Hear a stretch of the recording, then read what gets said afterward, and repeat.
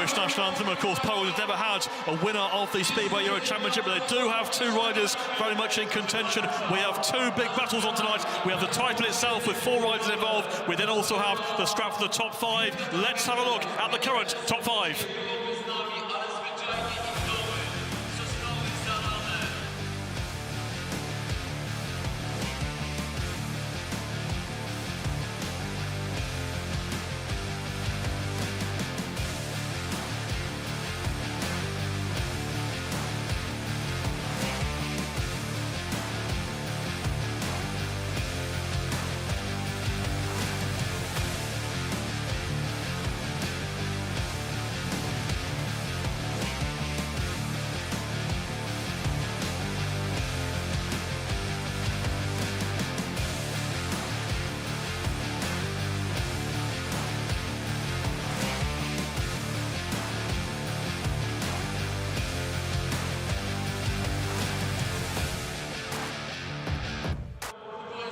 Well, there are our top 5 in the standings, and it's very close indeed for 5th place in particular. Lebedevs leads the series on 39, Madsen on 33, Woryna on 33, Pawlicki on 32. They're the title contenders, and then that scrap for top 5, Janowski on 27, Dudek 26, Jensen 25, Lahti 24, Thomsen 24. Sam, what a fight for those places. Yeah, there's both ends of the spectrum here. It's going to be a battle, and Lebedevs will be really looking to hold on to his lead if he can right to the end. And those bottom boys that he just mentioned will all be fighting to scrap to get those extra points if they get that top 5 and secure that next year's enrollment. Well, Pawlicki Stadium is all about legends, legends of the past, legends of the future is set to be made. And if we get out to the pits, I think Maciej has caught up with a real legend. I'm here in the pits with a 4-time world champion, Hans Nielsen. Great to have you here in Chorzów. What's your first impression of the venue? Well, incredible. I've been here once before, and you know, it's just impress you every time. Obviously, when it's filled up with people as well, and the motors are running, then it's really great. Let's talk about single event tracks. Obviously, there's a debate whether we need it in Speedway or not so much, because there are other great venues who have Speedway tracks. What makes it so difficult to lay out a track like this on a stadium in Chorzów? Well, obviously, it's one-off. They have only a few days to lay a track. We've seen how much trouble they can have outside if it's been raining a bit, so they must have a lot more problems here. So I'm sure they're quite nervous about weather and stuff to get it ready. Obviously, it's been raining all week, you have a problem, but here it's pretty good out there. I spoke to one of the riders, and they've been practicing, and it was pretty good, so let's hope it's going to be some good racing there tonight. Interesting, 370 meters, quite a long track, quite a Polish track here in Chorzów. Yeah, absolutely, but obviously they're all used to it already, racing in the league here. So the good thing about it is it's quite wide and like the other Polish tracks. So normally that creates great racing. So let's hope it'll do the same tonight. Hans, let's talk about your favorite to win the European Championship here tonight. Obviously, in the last 6 years, besides Robert Lambert, you were the Danes, Leon Madsen and Mikkel Mikkelsen, who won the title. Who do you see winning tonight? Well, obviously Lebedevs, he's in front with about 6 points, so he's been going really good this year, so I think he's going to take it. But of course you have guys like Leon pushing on in second place as well, so it's quite open out there. And but certainly, Lebedevs, he's got to be the favorite. I see. Thank you very much. Enjoy the meeting, Hans. Thank you. Thank you very much. Hans Nielsen, everybody. Yes, Hans Nielsen, an adversary of my colleague Samuel Malenko. You go back many, many years, lots of battles. Yeah, way back in Katowice. He was the 1986 world champion, and I was in that event. So yeah, we go way back, and our battles have been good. Let's talk about tonight's lineup. Let's tell you who's riding where with the presentation. And riding at number 1 tonight, it is Leon Madsen, the double champion, currently 6 points off the series lead. At 2 is Rasmus Jensen, he's 7th, 2 points off the top 5. At number 3, home favourite Kacper, Woryna, also 6 points off the lead. And at 4, the GB star Tom Brennan makes his debut, replacing Mikkel Mikkelsen. At 5, Andzejs Thomsen, currently 9th, with a chance of top 5 for him. Bartek Kowalski at number 6 is the wild card, his second appearance. At number 7, Timo Lahti, also in that scrap for top 5, 3 points adrift. And number 8, Dimitri Berge made his first final last time out in Güstrow. At 9, Jevgenijs Kostigovs completes his first series in the SEC. And at 10, Kołodziej, yet to make a final this season. Number 11, Janowski, second place in Debrecen, currently 5th overall. Number 12, Piotr, Pawlicki has 32 points, 7 off the lead. 13, the young German Norick Blödorn looking to finish strong. 14, Andzejs Lebedevs, series leader, going for his second title. 15, Patrick Dudek in 6th place, 1 point off the top 5. 16, Thomsen, his third meeting this season, finished third in Debrecen. 17, Robert Schimmel from Rybnik, who rides for Opole. And at 18, Tim Sørensen, locally based, who rides for Berge.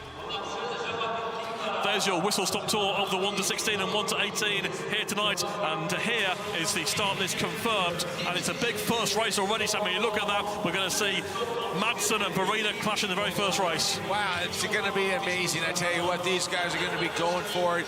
At both ends of it, they're going to be battling on. And there's no doubt about it that the atmosphere here is going to be pretty thick. And we're going to actually get somebody at the end of this that's going to go right to the Grand Prix next year for 2025. That's the big prize. Yeah, the champion gets a place in next season's Speedway Grand Prix. Let's talk about track preparation. It's quite an undertaking to put a temporary circuit in, especially after all the terrible weather last weekend with the flooding. They've then had a fairly decent week weather-wise, but on Wednesday we had more downpours, and they've had to be battling for the last couple of days, but in practice did go well. It's the only place in the world where they put down a man-made track in an outdoor arena, and that is the biggest challenge right there in itself, you know. So to bring that material in, I think it was something like 300 tons or something. I mean, it was, or 3,000, maybe it's 30,000 tons. I don't really remember.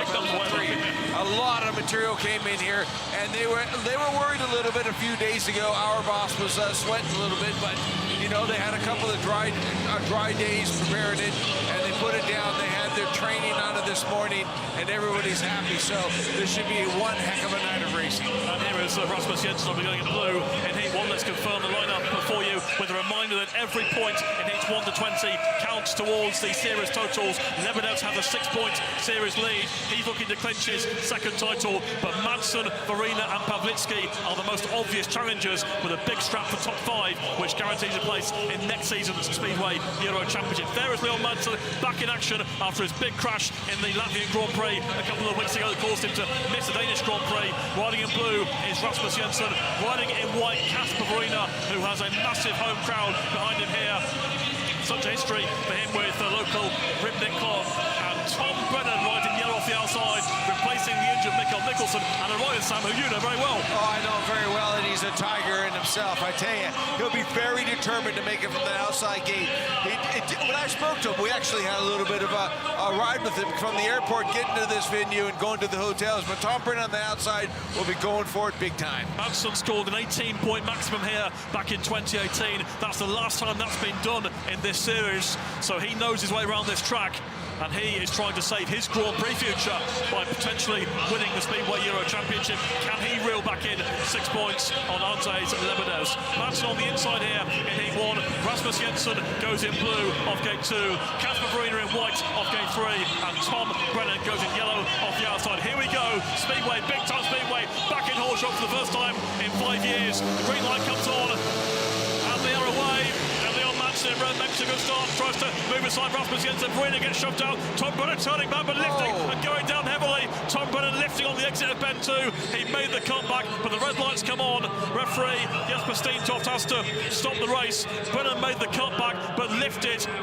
And there was some concern over the very inside of the circuit, and that may be where Tom Brennan found himself, but he came down spectacularly, and you can see, let's hope there's no damage physically to him, but he had made a really neat move there, but then the bike just took off, Sam. Yeah, you know, that's just the keenness, I would say. You know, he should have been thinking about it a little bit more, but he did think about the cutback. That's tradition. You know, if you don't make the start, turn the bike. But then you're going right into the fresh stuff, and that is the freshest stuff you're going to get, because nobody would have ridden there. You don't ride that part of the racetrack. This is a brand new racetrack for all 4 of these riders. Tom Brennan turned in, did the right thing, but it's fresh material, and the bike got away from him. And luckily, nobody was behind him to be able to tag him, but I think he would have been he's more embarrassed about that right there. And, you know, if you could have been in his corner and told them what to do, that's one thing you won't do. You don't come back to the fresh dirt because nobody's ridden on that track yet. We watched it, in fact, during practice, and they gave the very inside quite a wide berth. You pointed out the material that stays there, and that's what he hit. And you could see as soon as he did, the bike, the rear wheel gripped, and he was a passenger. It was instinct all the way. You know, Tom Brennan is a racer, and, you know, he'll be really kicking himself right now because this is a round track. It's not a tight track, and you got to let the bike go. He did not make a good enough start to get with him to race around him. So his first choice was to turn the bike. Perfectly normal, but not on this kind of a racetrack. Well, he is excluded by referee Jesper Steentoft, no surprise there. Thank goodness Kacper Woryna managed to avoid him. That could have been quite nasty if he had made contact. So Tom Brennan making his way back to the pits, and we'll have 3 only for the restart. He's got Zach Cook in his corner as well. Got the entire Berge team in this series this year, Sam. We've got Milik and Pawlicki, and now Zach Cook with Tom Brennan too. They're best buds, you know. They race together at Pool Speedway, and they're really good friends. They raced at Birmingham as well when we were there. But this will be one for the record books. Tom will be thinking to himself right now, he won't be a happy camper, I can tell you that for sure, but that's experience, you know, and other riders now would have seen what he's just done, and they will avoid that inside. The only way you can hit that inside is if somebody's been ridden on it and they're not racing there, because naturally that's not the racing line. So, you know, there's only a certain amount of the racetrack that they've actually been riding on, and until they've packed that track enough, this is temporary. So you can just see the disgust in his face right there. Let's hope he's okay. He's grabbed the side right there, but you know, these guys are tough, man. They'll be back on the bike and they'll be able to have another go, no problem. Well, he still has 4 rides to come, still has the chance to make the top 6 on the night, so there's plenty of time in that respect. But in the meantime, we have the bike being returned to the pits, and we shouldn't be too far away from the restart of Heat 1. Madsen had made a good start from the inside, and interesting in the previous stagings here, the inside is such a big track, but the inside was still very useful indeed. He's going to make it from the gate 1 and then move out to the racing line. Yeah, you know, it's right now, it's early days, unknown. Let's watch what they do. Out of the start right there, just say Leon Madsen on the inside, pushes everybody up a little bit because the track's a little bit. That's where the racing line is right there. And Tom Brennan just went where no man's been before and just turned the bike right up the inside. But, you know, Jens was trying to get in there. Rasmussen was trying to get in there on the outside. And there it is with Kacper Woryna with eyes all open. Everybody was looking for options when they got in that first corner. Tom Brennan did what he had to do, cut in there, and you know, that's a good view right there of Kacper Woryna avoiding the incident. So no major damage done, but damage to Tom Brennan's prospects in the meeting. Let's hope he can recover from that. We have 3 riders back on track for the restart of Heat 1. Leon Madsen there in red, Rasmus Jensen will go in blue, and Kacper Woryna will go in white. A big night here for Leon Madsen. We've seen him win the title a couple of times, but his Grand Prix future is by no means secure. Missed the Danish Grand Prix. He's well outside the top 6. There aren't that many. There's only 4 nominated places for the Grand Prix, so this may be his best chance if he can reel back in Lebedevs to get that Grand Prix place for next year. You would say he's the most experienced at this level right now, wouldn't you? Yep, agreed. I would say though, so, you know, being on the inside, he's got to say no mistakes to be made, and he's just got to get out there. He was the very first one on the racetrack this morning when they had their training, or this afternoon about 3 o'clock, and he was the first one on the track, and everybody else took it steady. He went out there, did 1 lap with about half throttle, and then pinned it. So, you know, he's up for it. He feels comfortable. He seems comfortable. As the night unfolds, we'll see what the track gives these guys. Restart then of Heat 1. Leon Madsen in red off the inside. Rasmus Jensen in blue off gate 2. Kacper Woryna in white off gate 3. And Tom Brennan disqualified, excluded. He will not compete off the outside. So here we go then again with the rerun of Heat 1 here in Chorzów. Start marshal gets the 3 riders into line. And the green light comes off the referee, Jesper Steentoft, and away they go. And Leon Madsen getting red, makes a good start. And we've always had a repeat performance there as Jensen goes out wide. Woryna tries to come back and move through into second place. So Madsen with the advantage. Woryna in second, Jensen in third as they race into the third bend. And what can Woryna do here? Got plenty of pace. He goes out wide off the bend. That might leave the door open here for Rasmus Jensen to come down the inside. And he does. They're neck and neck and wheel to wheel as Woryna tries to hit back round the outside. But I think Rasmus Jensen is through in second place. Yeah, this is what you got to do. Keep the bike stable, and that's exactly what Leon Madsen's doing.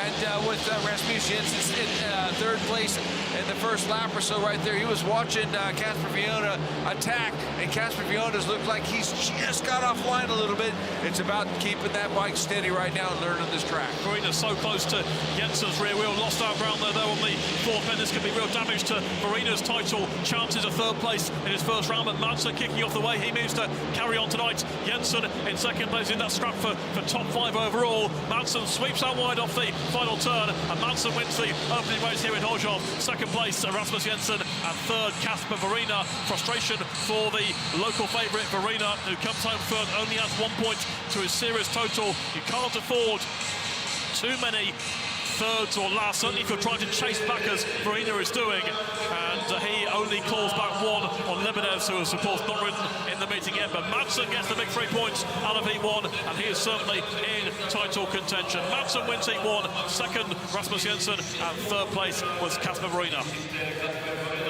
You know, you could just sense the relief from Leon Madsen whenever he finished that race. Here we watch him. This is the second attempt of this heat number 1 here at the 370-meter racetrack here at Chorzów. Right up on the inside he goes, and he keeps it tight. And Piotr in the white goes a little bit wide in the first corner just to feel what it like.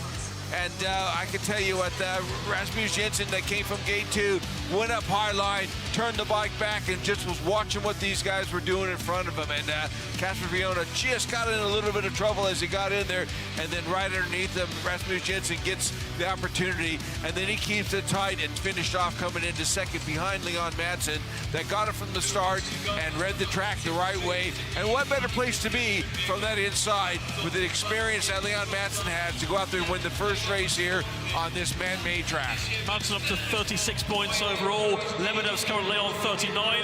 Leon Madsen back in business after a big crash in the Grand Prix a couple of weeks ago. He's off to a winning start here in Chorzów. We move on to Heat 2, which features a couple more of the riders who are battling for top 5 places overall, namely Andzejs Thomsen and Timo Lahti. There is Andzejs Thomsen will be riding in the red helmet colour, and Timo Lahti is right next to him in blue. Also in this race, Kowalski, the wild card, racing for the second time in the series tonight, and riding Dimitri Berge, who rode so well in Güstrow to make the final for the first time. He goes in yellow. So Thomsen and Lahti here, both battling for a top 5 finish. Yeah, I was lucky enough to walk the racetrack the opposite way as all the riders was going around. And as they line up for this heat number 2, I'd say that, you know, Andzejs Thomsen's looking pretty hot, but Timo Lahti seemed happy too, and Bartłomiej, Kowalski, you know, that guy would want to make sure he shows everybody here, the home crowd, the Polish rider will want to do it, but the Frenchman on the outside, as you say, in good form. Let's see what he can do. Tom Brennan was unsuccessful on that outside gate, but this race number 2 is coming up now. To line that for into Thomsen, Lahti, Kowalski, and Berge, and the start line, green light and away. Thomsen makes it over. Lahti is the first bend. Decent start to by Kowalski in white. Can he make it around there in the white helmet colour? He can't quite get past Lahti from there, but Andzejs Thomsen clearing off out in front, and then Lahti goes a bit wide on the exit of turn 4. Might be a chance for Kowalski to turn back, and he does. Kowalski, the cheers of the Polish crowd, comes through into second place, leaving Lahti in third and Berge at the back. But a fast start there by Andzejs Thomsen. He's charging clear here. Yeah, I would say that Andzejs Thomsen's focus would have been exactly what Leon Madsen's was, but he actually got to watch a race, so he's probably feeling pretty comfortable out in front right now. He's riding big lines coming into the corner, turning the bike back, exactly what he do. And just up there, Timo Lahti's trying to get back in there. Kowalski's got into that second place. Lahti trying to come back on Kowalski for second. They certainly are in the catch. Thomsen is back on the inside there. Timo Lahti inside Bartek Kowalski into the final lap. Good move by Lahti. Kowalski will try and turn back once again. Good racing here in Heat 2.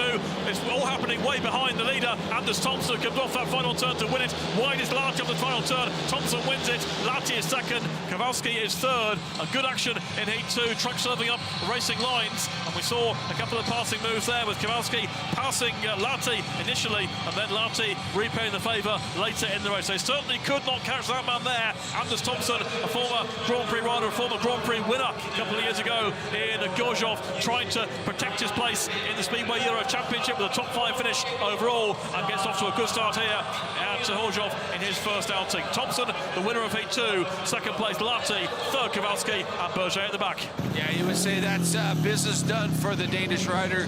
Andzejs Thomsen wanted to secure the 3 points, as you said, just to keep him in the hunt, to make sure he secures a top 5 spot in this series for next year. And Timo Lahti was looking to make sure he held on to that second, but he had his own battle right there with Kowalski. We'll see right here out of the start again of this replay of heat number 2. They get to that corner on the outside. Berge just had nowhere to go, so there is no way of getting around from that gate 4. So some of the riders would have been watching that to see what's going. But here's a nice pass right there with Kowalski getting in there on Timo Lahti. But Timo Lahti's experience, he kept it down low, and as he did, he just inched in there and he took that second spot back. Retook the place, retook the 2 points. Could be useful 2 points there for Timo Lahti, but certainly a useful 3 points for Anders Thomsen as they scrap for top 5 finishes overall and automatic spots in next season's Speedway Euro Championship.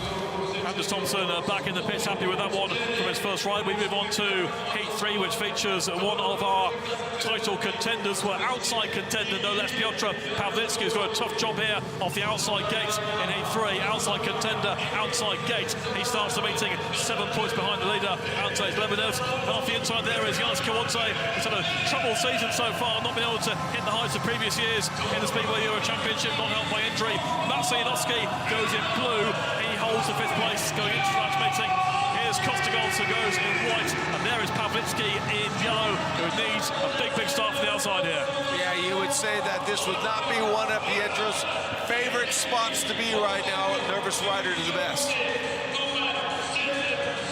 Right up on the inside, we got to say that Janowski Kołodziej, which is the way it doesn't read there, but whether Janowski is pulled out of the... Robert Schmel is riding in red, so we've not had any information about Kołodziej at this stage. Janowski on gate 2, Kostigovs on gate 3, and Pawlicki off the outside. So we'll try and find out more about that as we go on, but in the meantime, heat 3 is at the line. A little bit there by Maciej, and the race is allowed to continue with Schmel making the start, in fact, in red. They're bumping and barging for second with Pawlicki in that second place, and third is Janowski with Kostigovs out the back, and this could be something of a sensation here in Heat 3. Pawlicki gets it all wrong off Ben Ford, somehow stops on the bike. How did Pawlicki stop on there? But he's gone to the back in a dramatic Heat 3. Yeah, Pawlicki really did well to get himself from that outside gate in position, but he just gave a little bit too much drive coming underneath the rider in blue, and that's out, or rider in red that's out in front. And you know, I can tell you that he did everything he possibly could do in that one to hold on to it, and it didn't work out in his favor. Robert Schmel leads the race here. He's well in front of Janowski in second, who may well get a warning for his start line antics. Third is Kostigovs and Pawlicki in the back. A huge blow here for Pawlicki in the title race. As I say, he started 7 points behind. Andzejs Lebedevs going to get nothing here in Heat 3, and that's a massive blow. He's trying to get back on Kostigovs, but out in front with Robert Schmel coming in for Janowski Kołodziej, and he wins it with Janowski in second place. Third place will be Kostigovs, just about over Pawlicki, who came charging back towards the end, but Pawlicki was in such a state of the fourth bend at the end of lap 1. But Robert Schmel coming in there, so we don't know the situation with Kołodziej. We'll try and find out on that one for you as the evening goes on.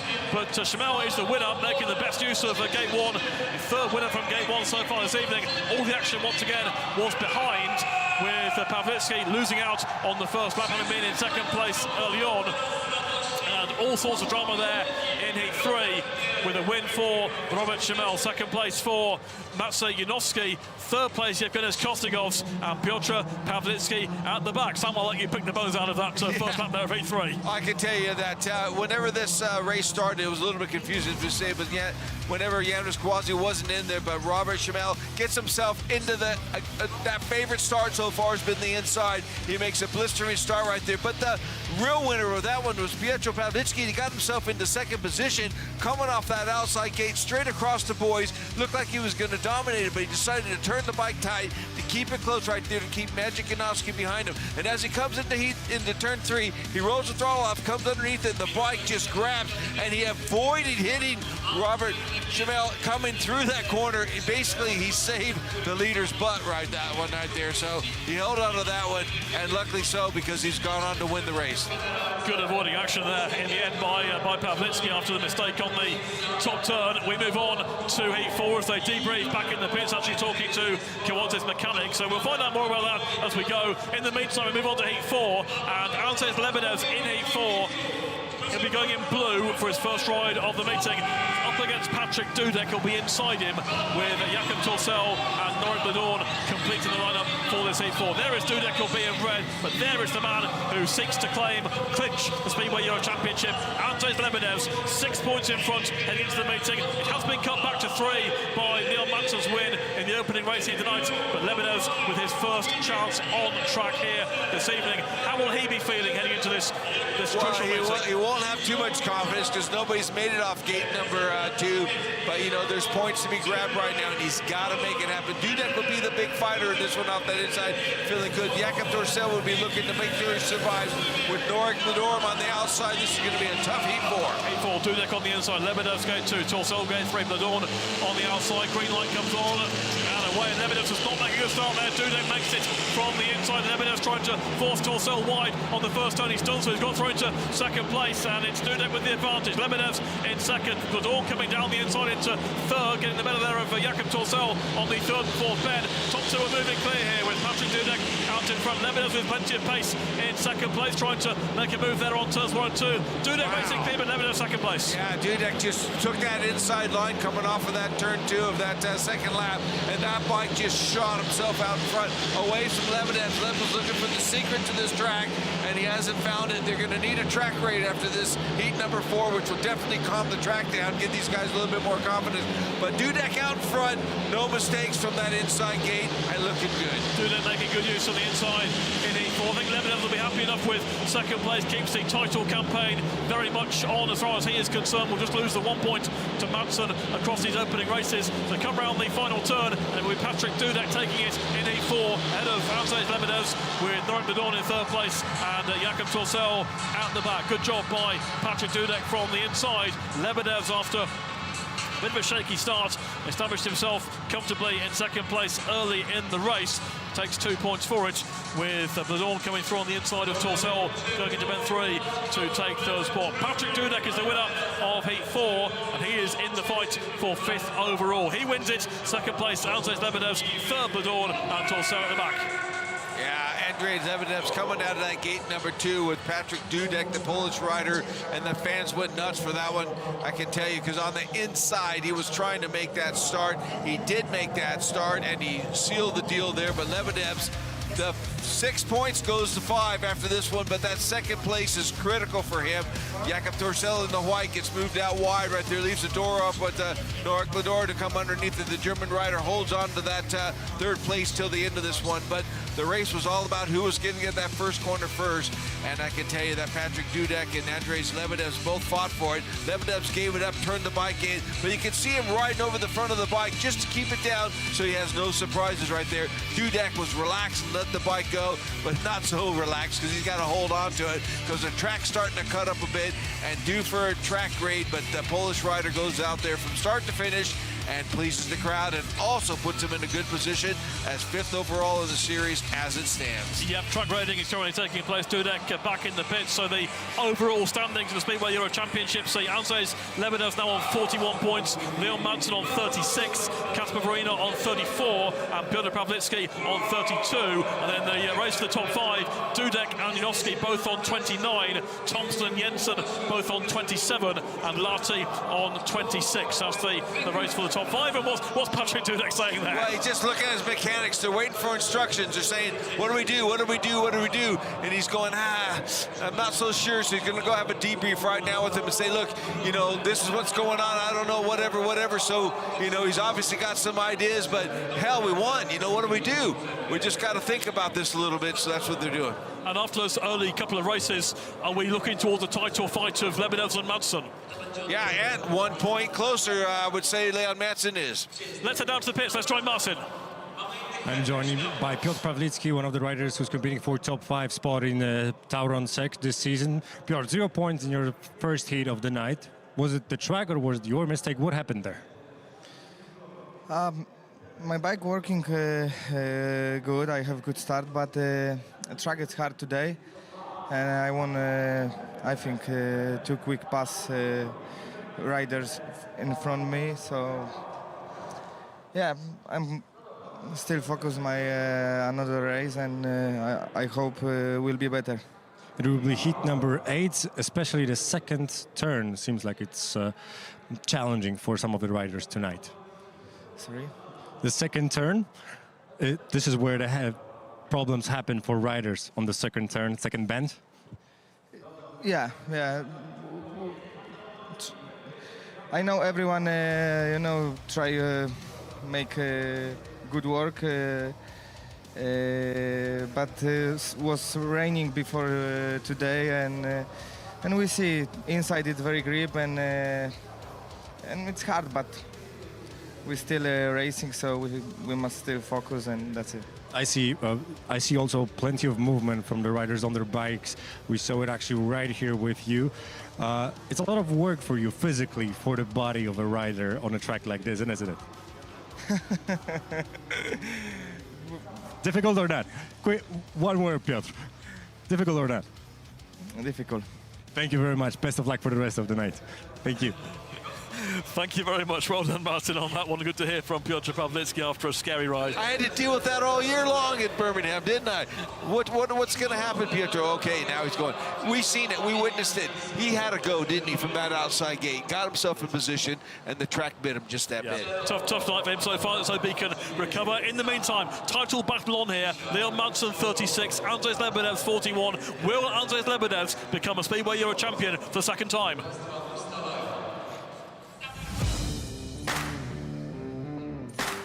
Andzejs Lebedevs goes into the final round of the TAURON Speedway Euro Championship with a 6-point lead, and after his winning Güstrow last time out, he's the favourite to take his second title. The Latvian's first victory came back in 2017. He didn't win a round that season, but he finished on the podium in all 4. He led Václav Minnick by 4 points going into the decider in Lublin, and the title was clinched in Heat 20 when he overtook Kenneth Bjerre. However, in 2018, Lebedevs fell down the standings. His season didn't go to plan, and when he rode here in Chorzów, he was involved in a big crash in Heat 1 when Kai Hülkenberg tangled with Andzejs Jensen, and Lebedevs had no chance to avoid them. He finished 13th in the series, which meant he missed out in 2019, but he was back full-time in 2021, and after finishing 11th in the next 2 seasons, there was a big breakthrough last year in Güstrow, where he finished 3rd, and that helped him to 5th place overall and an automatic place for 2024. And this season saw Lebedevs make a brilliant start with 17 points in Debrecen, passing Maciej Janowski to win the final. He then scored 7 in Grudziądz, and his victory in Güstrow, where he got the better of Leon Madsen in a brilliant deciding race, means he's the man they're all chasing tonight. Will round 4 in Chorzów see Lebedevs crowned champion for the second time in his career?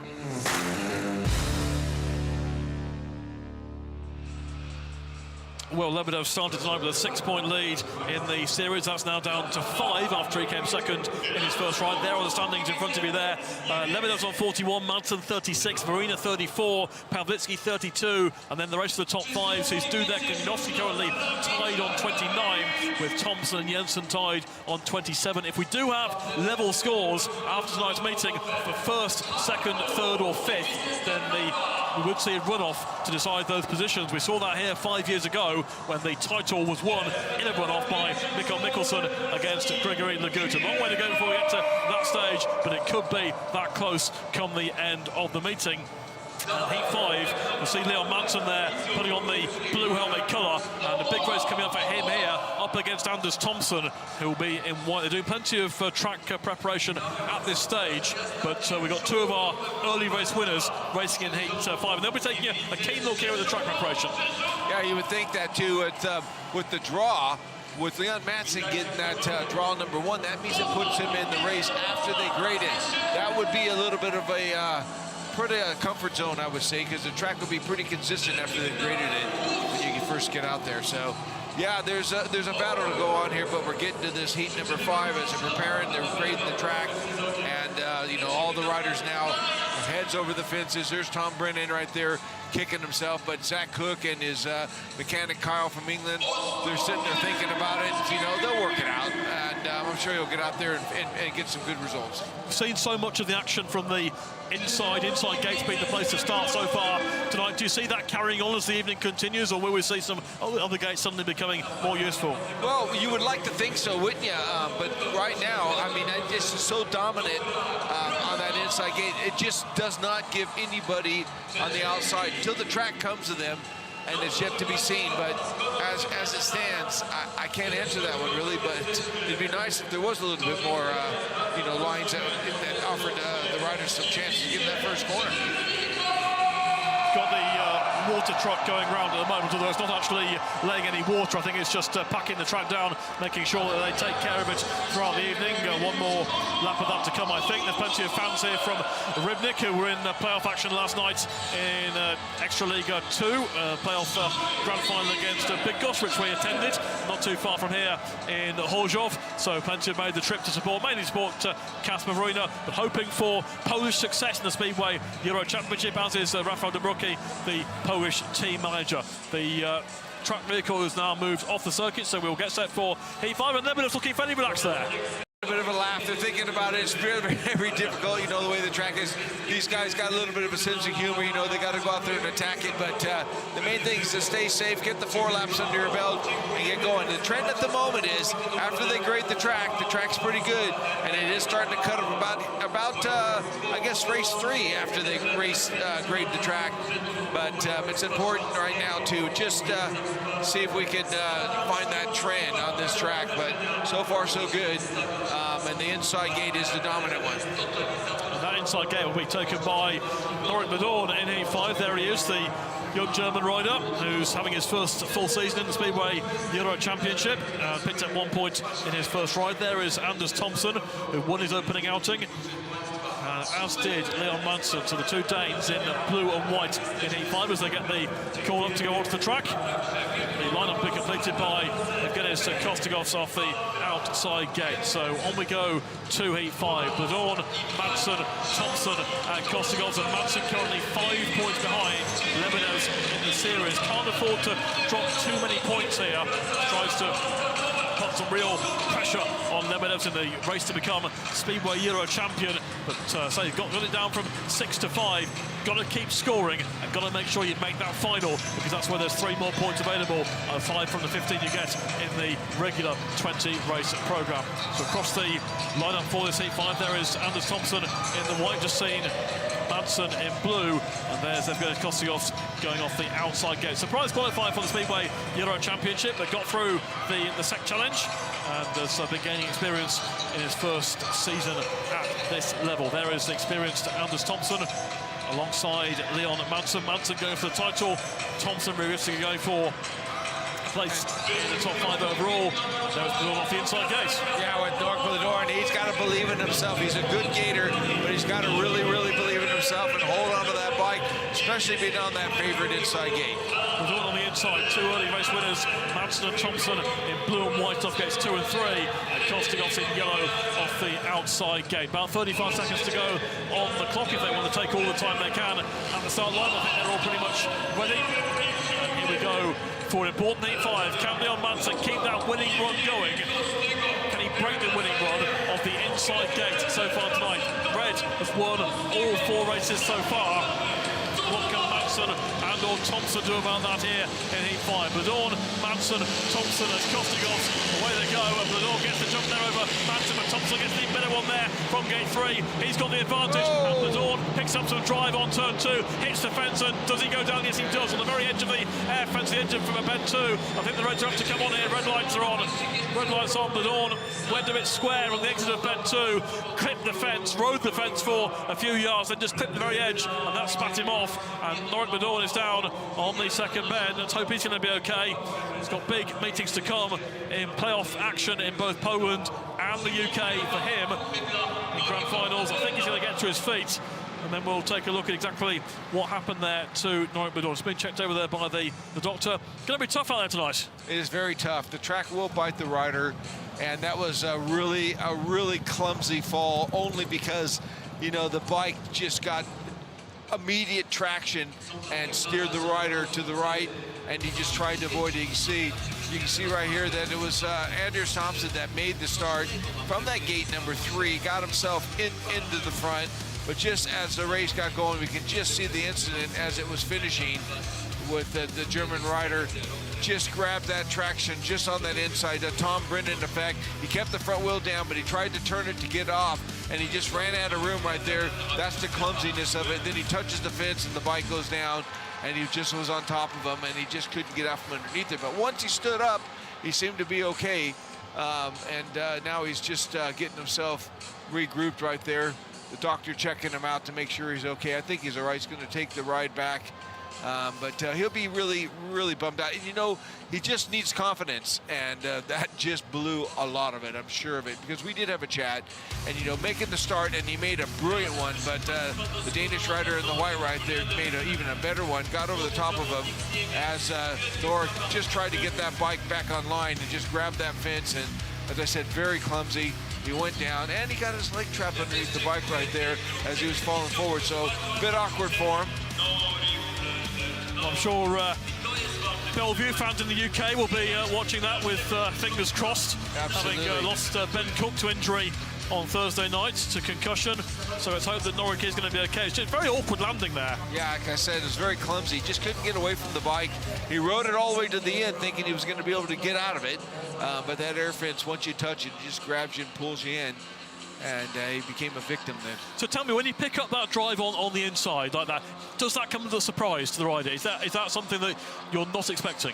The nature of the machines these days is you got to keep them revved up. And if you lose the RPMs, the bike then is unrideable, especially when you got some speed. So if I was to say there was a scale of 1 to 10, you got to keep the RPMs of these bikes about 7, 8, 9, 10. 8 to 10 is the place to be. As soon as he rolled off that throttle and he got below 7, he was basically a passenger on the bike. He needed all the room he could get to get the bike straight again to be able to turn that throttle on. And he just ran out of space and hit the air fence. So when we look at the way bikes have evolved over the years, and they have evolved from when you were winning World Championships, seen lots of changes. Obviously, engines changed to laydowns about maybe 30 years ago. There's been silencers, there's tyres. What's the key factor there? Well, it's mainly, the main thing is the silencers. The silencers have been installed to meet the health and safety and get quieter and quieter, and it's basically just forced the equipment to get as much out of it at the top end of the RPMs now, and it does make it very hard to ride. If the track has got any material on it or any dirt on it, the bikes can then become a little bit unrideable. I mean, we were at the Rybnik last night. Me and you were watching one of the second division Polish races, and the track was actually as slick as could be with a little bit of dust on it, but yet they were going fast. Yeah. You know, and that right there, on the old days when I was riding it, my throttle from 5 to 10, I'd be able to have all the room to turn it off and turn it on. I had plenty of power. I probably would have been spinning all over that track last night, and this track is probably when you need my old bike. Really interesting how it's evolved and what they're having to face now tonight. As a result, as I mentioned, obviously we know about the floods in Poland last weekend. They had this track covered during the worst of the weather. There was more bad weather on Wednesday night, which was unexpected. So then they were fighting on Thursday and Friday to get back into condition, which they've done. And practice did go pretty well. Yeah, the key to that right there is, like I said earlier on, whenever Tom Brennan had his fall and he won, is the very inside of the track. The boys aren't riding on it, so it's not packing it down. So it's very soft right there. And the nature of the corner is when you're there, if you're not turning the bike and keeping the back wheel spinning, you become a statistic, really, when the back wheel grabs that soft dirt and straightens you right up.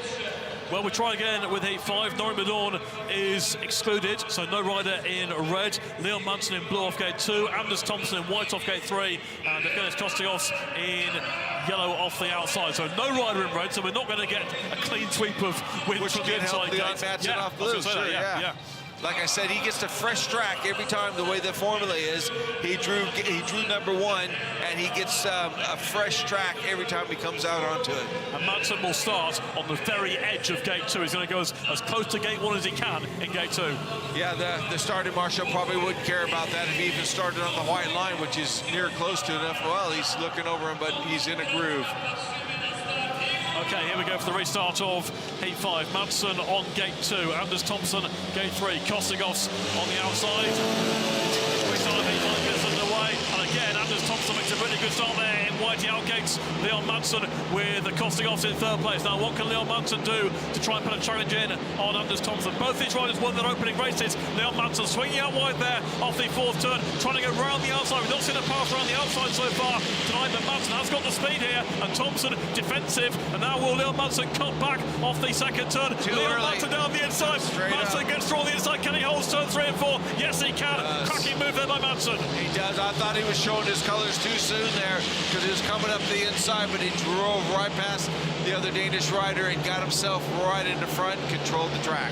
Leon Madsen sending out a message here to Andzejs Lebedevs that any step up from the Latvian, and Madsen could be there to pounce, take a 3rd Speedway Euro Championship title. He has done well on this track in the past, and he showed real mastery of it there in heat 5 to reel in, catch and pass Anders Thomsen. And coming round turns 3 and 4, it's going to be 2 rides and 2 wins for Leon Madsen. He takes it in heat 5. Madsen over Thomsen with Kostigovs in 3rd, and Madsen is on 6 out of 6 so far tonight. Reminder again, he went through the card here 6 years ago with an 18-point maximum. No one's done it since, but this could be a very good night to do it again. He could do it, and it's the writing's on the wall. I'll put it down again because he gets a fresh track every time.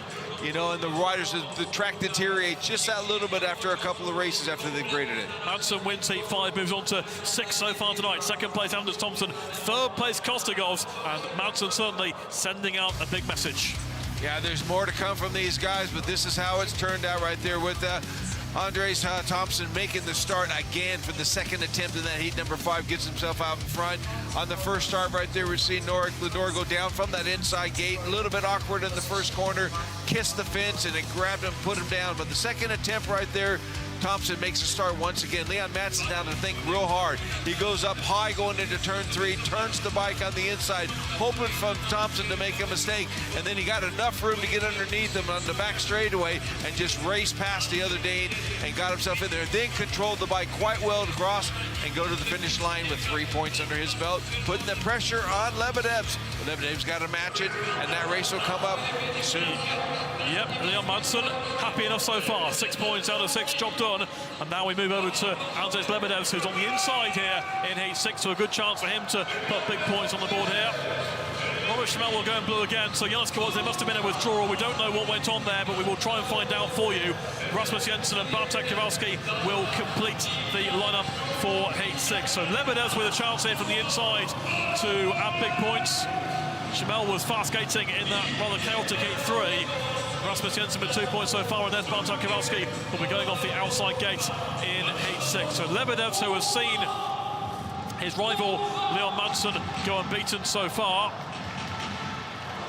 You got to be smart now. You got to be real smart right there and learn this track as quick as you can and not look for the grip too much as they get on the start line for heat number 6. Lebedevs on the inside, Schmel off gate 2, Jensen off gate 3, and Kowalski off the outside. Lebedevs, you would say, in the box seat here off the inside, as long as he can not have the issue suffered by Blödorn in the previous race. See when he can make it a start here in heat 6, because Leon Madsen is closing in the race to become Speedway Euro Champion. Start Marshall walks away, heat 6 at the start line, and away they go.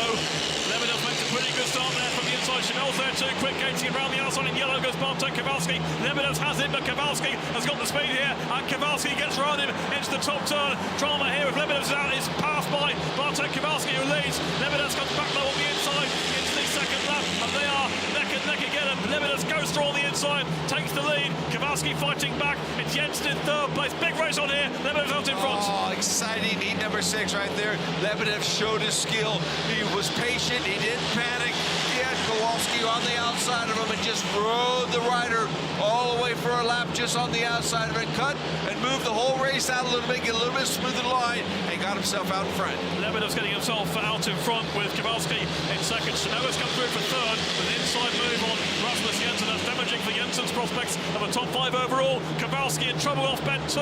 Went really, really wide. Chance for Chanel to come through on the inside. Lebedevs charging clear out in front, and it will be a win for Lebedevs. Look at this off bend 4 as Chanel lifts and Kowalski gets there in second spot.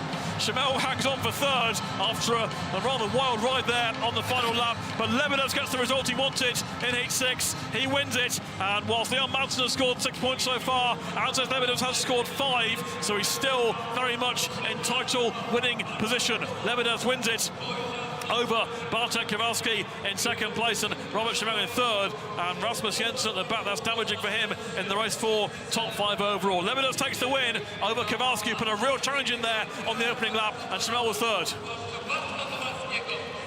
Smart ride from the Latvian.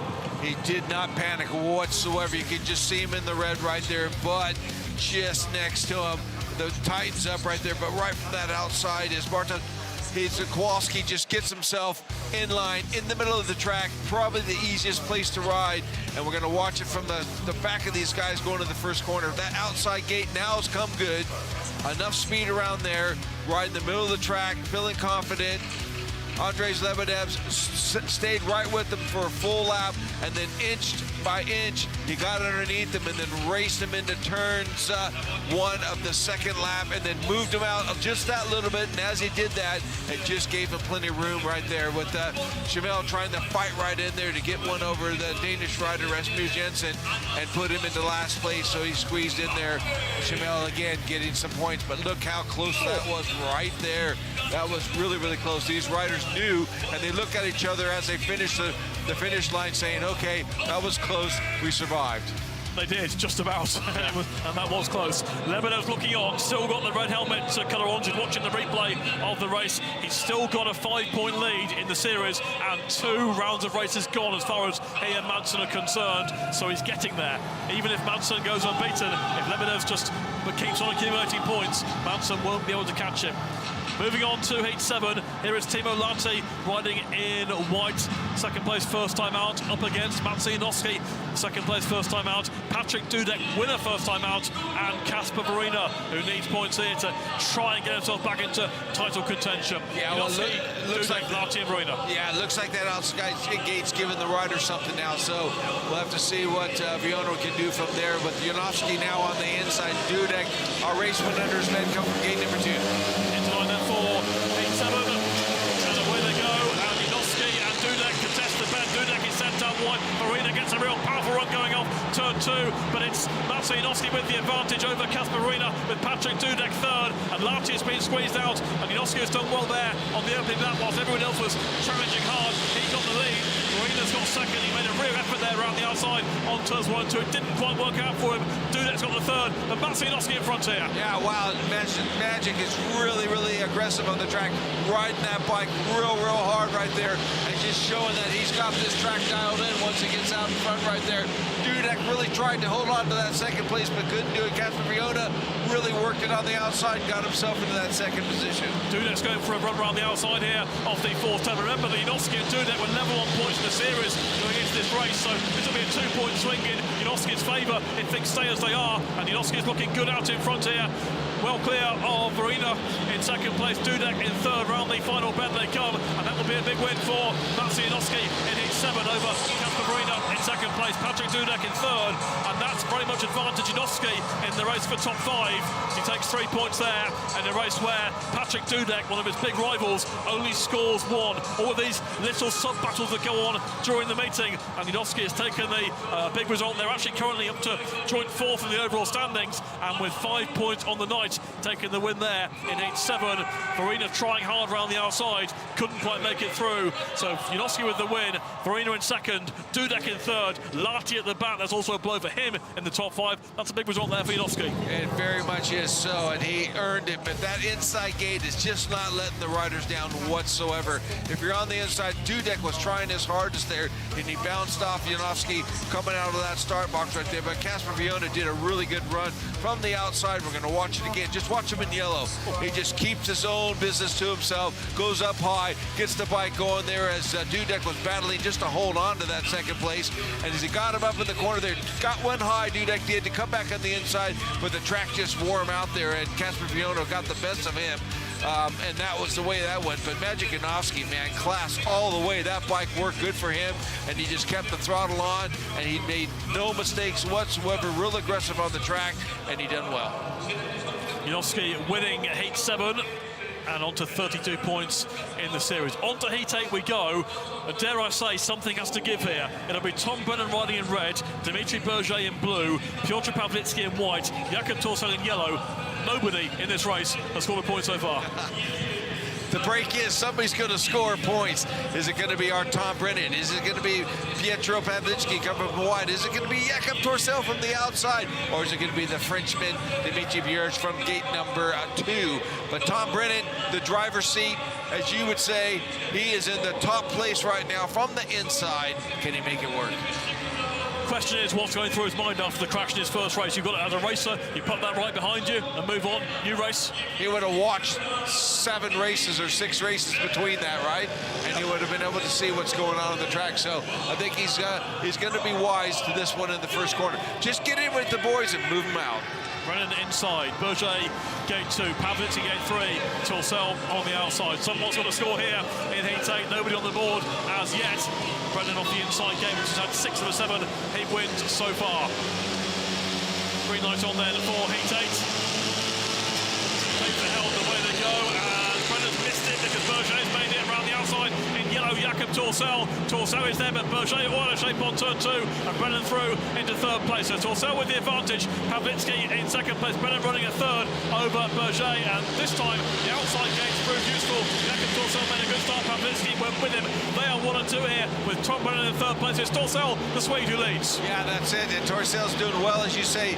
The outside gifted him a good start right there. Pawlicki's holding his own right there, right a little bit tentatively, but he's holding his own. He's looking for a place, seeing if Thomsen will make any mistake, see if he can sneak up the inside there. But Tom Brennan's holding on for that third place with that 1 point, but right in the back, the Frenchman's going to hold on to that last because there's nowhere else to go. He's way behind. Looking good here for Jakob Thomsen to open the count with the race victory here in Heat 8. He's had control really for much of the race, not made a mistake. Pawlicki has been close enough if Thomsen did get it wrong, but he hasn't done. He comes into turn 3 and 4 for the final time, and it's a race win there for Jakob Thomsen. Second place, Piotr Pawlicki. Third, Tom Brennan with Dimitri Berge in the back, and Berge was in trouble on turns 1 and 2, and that really ended his challenge. But good starts there from the outside by Jakob Thomsen and Piotr Pawlicki. And Thomsen, who, of course, we saw him in the final earlier in the season in Debrecen. He gets the win there in Heat 8.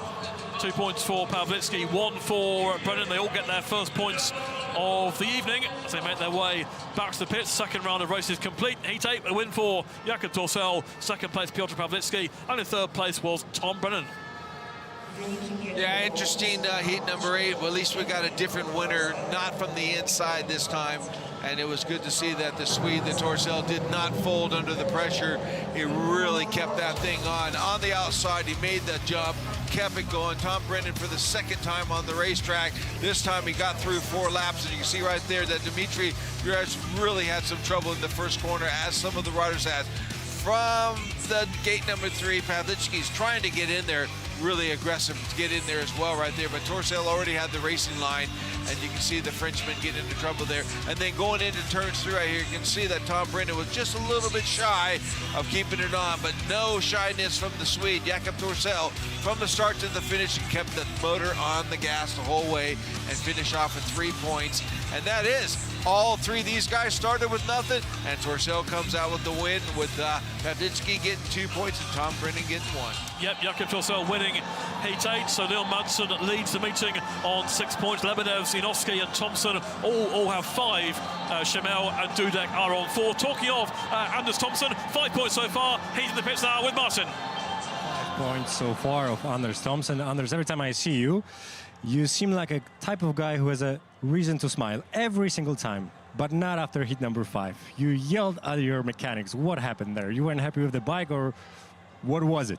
I was screaming because I was happy, mate. Nah, my clutch is pulling too much in the start when I'm revving the bike up, and I nearly touched the tape. So, yeah, you know, it's frustrated when you can't really hold the bike in the start, and then when you drop the clutch, you're always lifting too much when it's pulling. So I tell him to fix it in a nice way. What about the track itself? It's challenging, isn't it? Absolutely. I know they have some strange weather down here, and I feel sorry for that, for all the people and so on. But yeah, they try all what they could to fix a raceable track, and it's hard to race out there. But yeah, I race with my head and take it easy and take it 2 points instead of 3. So what's crucial on a track like this? Is it your skills, the bike itself, being brave? What's the secret of winning heats here tonight in Chorzów? Yeah, you see, normally skating, but I make pretty good gates, but didn't win the heat. So yeah, but I'm a little bit easy on the bike today. You know, I can't win anyway, but of course I want to do a good performance. But yeah, the skills for winning is to get first over the finish line. I see, that's what we usually see in Speedway. But one last question regarding Leon Madsen. Obviously, he's in the lead with 6 points here tonight. He's the only rider who races tonight every time after grading. Is it an advantage for him tonight? I think he's pretty lucky, especially on this track today, because, you know, as you see, it's get a little bit ruddy out there, and he get a smooth track every time when he's back on the track. Have a smooth night then, Anders. Thank you very much. Thank you, Martin. Thank you to Anders Thomsen. Good to have him in the Speedway Euro Championship this season. And interesting comments there, just really backing up what Sam's been saying about the track grading. Let's take a look at the standings then. Tonight with Leon Madsen on 6 points, Lebedevs, Janowski and Thomsen all on 5, Dudek and Schemel, who's replacing Janos Kołodziej, on 4. Remember, top 2 to the final and next 4 to the last chance race, which is a race where the points don't count towards the series, but you need to make the final for that one to count. Torsell, Kowalski, Woryna all on 3 so far.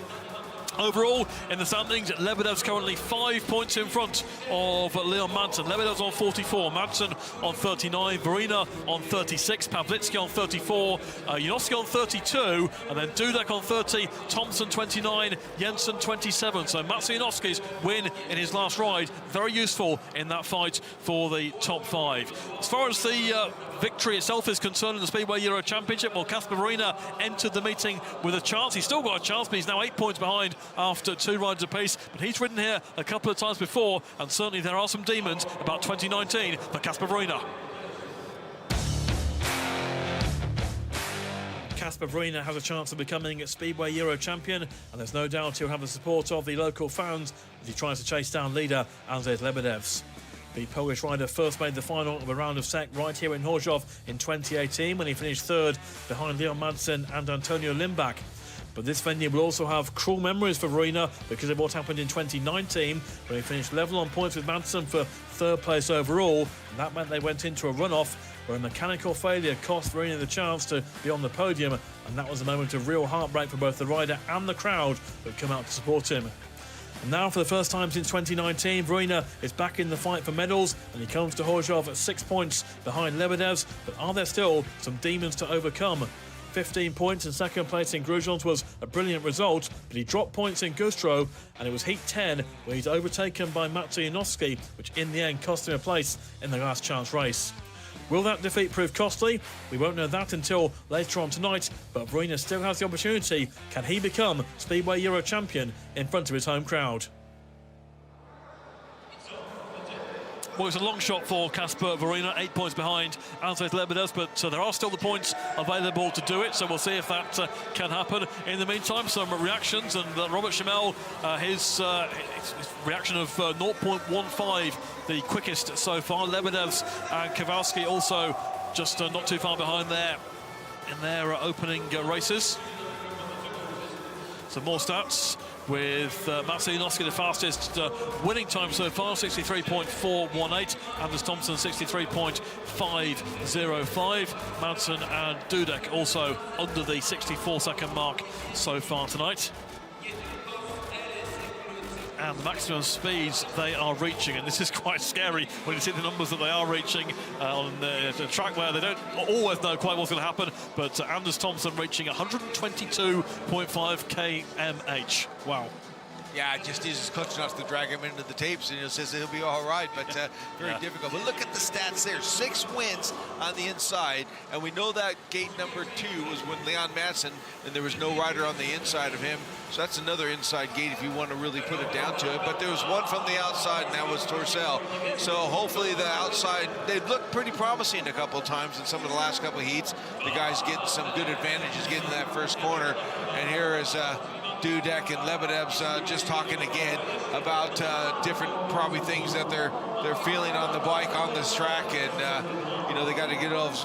I guess they're good pals right there to kind of keep the pressure on Leon Madsen for Lebedevs to make sure he keeps those points in front of him. Of course, the way this format is working, you talked about Madsen being first out after a track raid every time. That also means he's banking the points, and it's Lebedevs who's having to respond every time. Exactly. He's going after him. Good point there. Yeah, that's exactly what we're seeing so far. You know, it's just the nature of the conditions of the track as a man-made track. The fans will be looking on, the riders will be looking on to see, you know, what surprises are going to be happening on the track. You know, Torcell's getting himself all lined up for this heat number 9, come from that gate number 2. So he'll be wondering what his chances are. But Kowalski will be right on the inside of him with Janowski coming from that outside gate. So it's quite interesting because Leon Madsen's coming from gate number 3. And it's not been the best. We've seen some guys show the colors as Andzejs Thomsen did one time, but the bike let him down a little bit with the clutch problem. Yeah, only 7 points so far scored from gate 3. That's what Leon Madsen will be going off in heat 9. And then later in this block of races, Lebedevs goes in heat 11 off the outside, up against Woryna. Also Berge and Kostigovs in that race, so Woryna will be the biggest threat to Lebedevs in that one. At the moment, so far, it's job done for Lebedevs. He's only dropped 1 point. He had a 6-point lead over Madsen, so it's all fine. It's if you make one mistake and have a bad race, then it could all get very close indeed.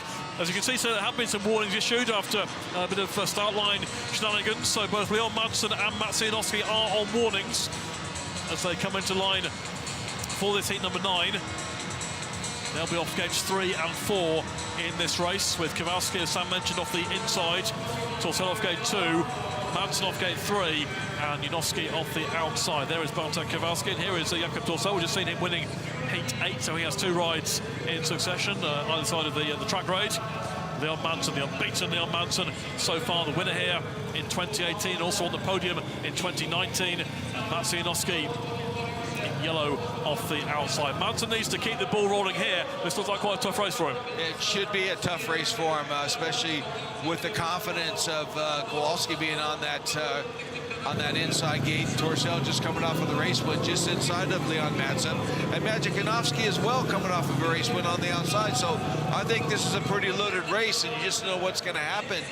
Leon Madsen needs the points here because he knows in heat number 13 he'll be up against Andzejs Lebedevs, and he won't have it all his own way in that one. It'll be a fresh track, and both the riders will be on it, as we're seeing with these 4 competitors in heat number 9. Should correct, Madsen actually came second here in 2019, not third, so first and second so far in his 2 appearances, and then he went on and won the run off for 3rd place overall 5 years ago. 3 warnings, in fact, ahead of heat 9. Kowalski, Torcell, Madsen, Janowski, babies off, boys. Well, that's it. So how can you keep an eye on all 3 of those guys? Well, we'll do that bit. And no, not the, I mean the referee. Oh, the referee, right. He can't keep an eye on all 3 of them, can he? Well, have a go. They'll need to keep still, that's for sure. Bartek Kowalski off the inside, the only rider not on a warning ahead of heat 9. Kowalski on the inside, Torcell off gate 2, Madsen gate 3, Maciej Janowski off the outside. Here we go with heat number 9. They are all still at the start of where they go, and Torcell's made a good one there in blue. Torcell race leads here over Madsen. Around the outside comes Janowski in yellow. Janowski gets round Leon Madsen, does he? On the back straight, yes he does. Jakob Torcell leads, but Janowski is still going here around turns 3 and 4. Janowski trying to get round the outside of Jakob Torcell. Torcell maintains it. Janowski still racing hard on turns 1 and 2. Madsen comes to join in. Madsen needs points here big time. Can he get through to second place? No, he can't. Janowski is back through. Madsen charging hard. Really tight stuff here. And Madsen battling away and gets it to Janowski. Yeah, I can tell you, Torcell's right in the race of his end of his year right now, out in front of these guys, and they're both going. Madsen finally secures that second. It says Janowski's going to try to come back in there, but Madsen's got some work to do. But Torcell looks really comfortable. Oh, a little bit of a lift right there. Put the pressure on Torcell. Madsen lifts and controls it, but in doing so, it allows Janowski to come back through on the inside, and Leon Madsen will try and turn back once again. Can he get through the second? This could be disaster in the title race for Leon Madsen. Oh, Janowski has hit Torcell. Madsen goes through, and that is drama on the top turn. Janowski into Jakob Torcell. Definite contact there. Madsen avoided it. 2 riders down on turns 3 and 4. 2 riders gone. Well, we're waiting to see them out of the air fence. And you would imagine that Jakob Torcell will be awarded a race win there over Leon Madsen with Janowski excluded, but we're waiting to confirm on that one. But Janowski for me into the back of Jakob Torcell. Just the nature of the event right now. A little bit dodgy out there. The fans are looking. Both riders are just stuffed under the fence.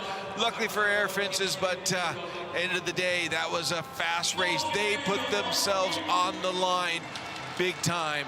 They were going around there. 3 of them were so close. Any mistake, and there it goes. Really, up to that point, that was the best race we've seen so far. So the 3 of them were all absolutely going at it, hammer and tong. So let's hope. Well, there was Jakob Torcell. You can see him sitting against the air fence. So let's hope that Jakob's okay. And Janowski is just behind that. You can see the section of barriers and advertising being removed whilst they just deal with, attend to Janowski just behind him. Yeah, get the fence up so they can get to the rider. Yeah. And make sure he's okay. He's probably just, hopefully he's just sitting under there having a nap right now, but not unconscious. I mean, just relaxing until the air fence gets off of him, because that's what will happen. If he's okay, he'll just be counting everything underneath there, waiting for them to get the fence off. I always think that must be a fairly uncomfortable situation to be in.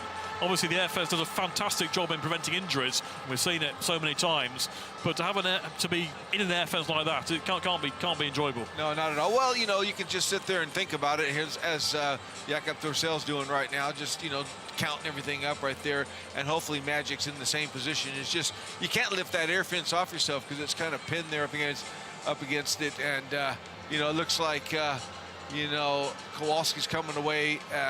Looks like he's somewhat satisfied as he walked away. So obviously, I think things are probably okay.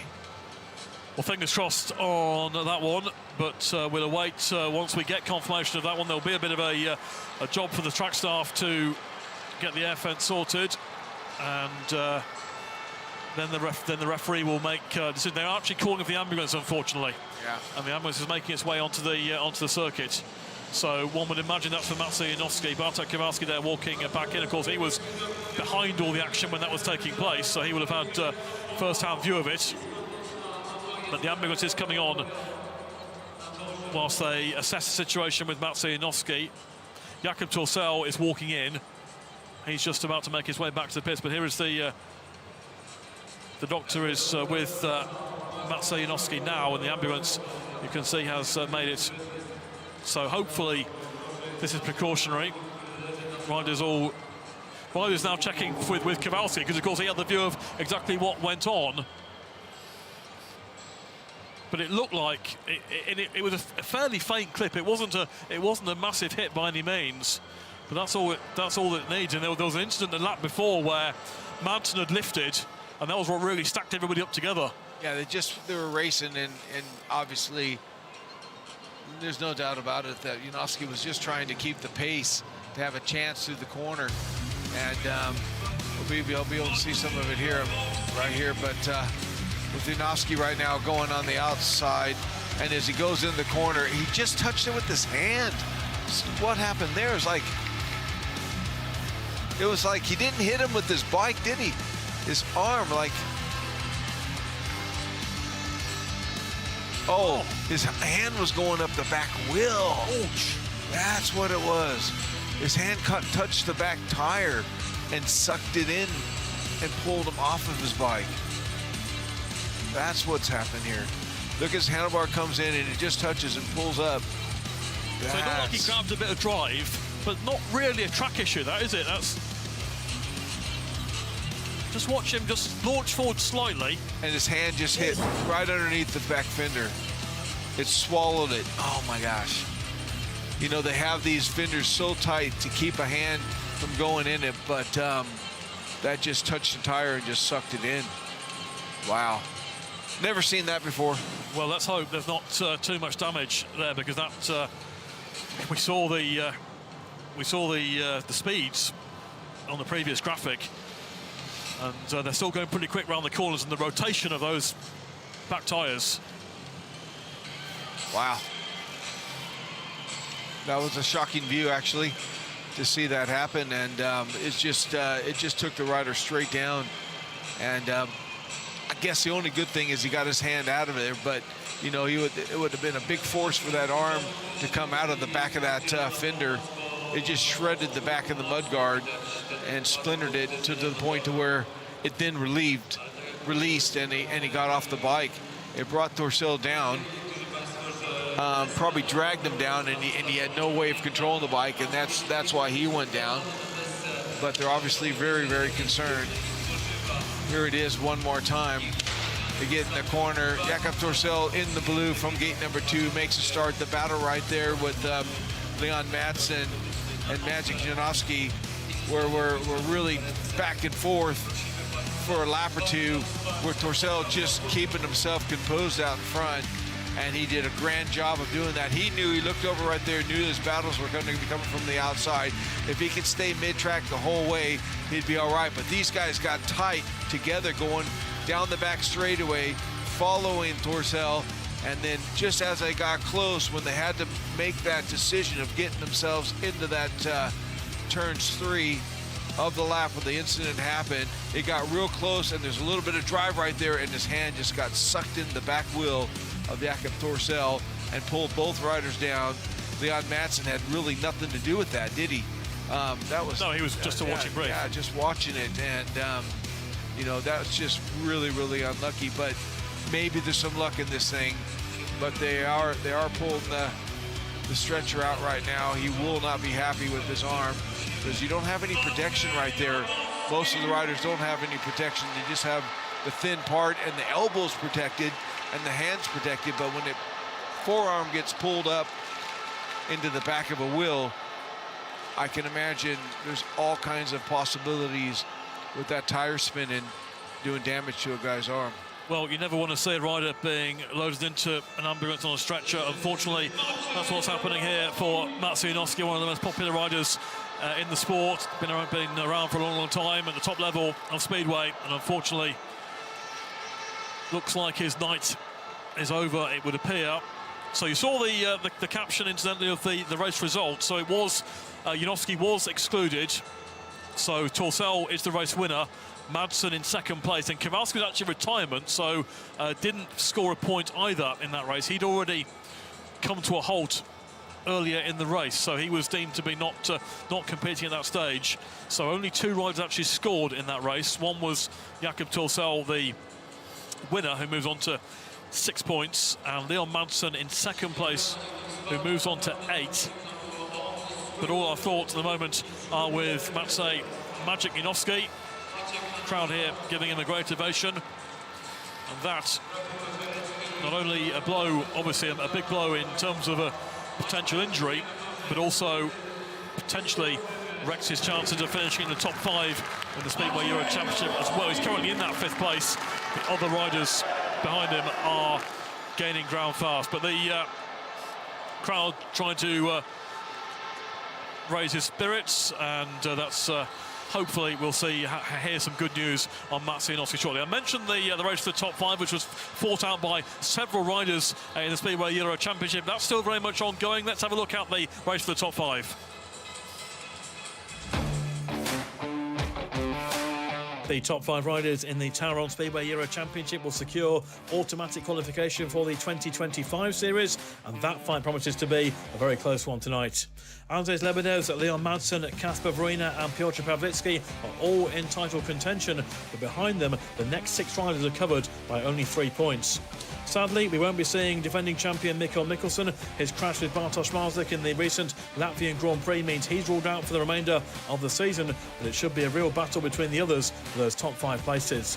Maciej Janowski currently has 27 points. He finished second in Debrecen, but hasn't made the final since then, and he is 1 point ahead of Patrik Dudek, who is still awaiting his first SEC victory and also made the final in Hungary before crashing out on the first bend. Rasmus Jensen is on 25 points. He could be the rider coming into form after a good performance in Güstrow, where he finished third, but also in contention are Andzejs Thomsen and Timo Lahti. Both riders are on 24. If they can score big tonight, they could jump up into the top 5. So, with the overall title to be decided and top 5 places up for grabs, there's plenty to battle for here in Chorzów in the final round of the series.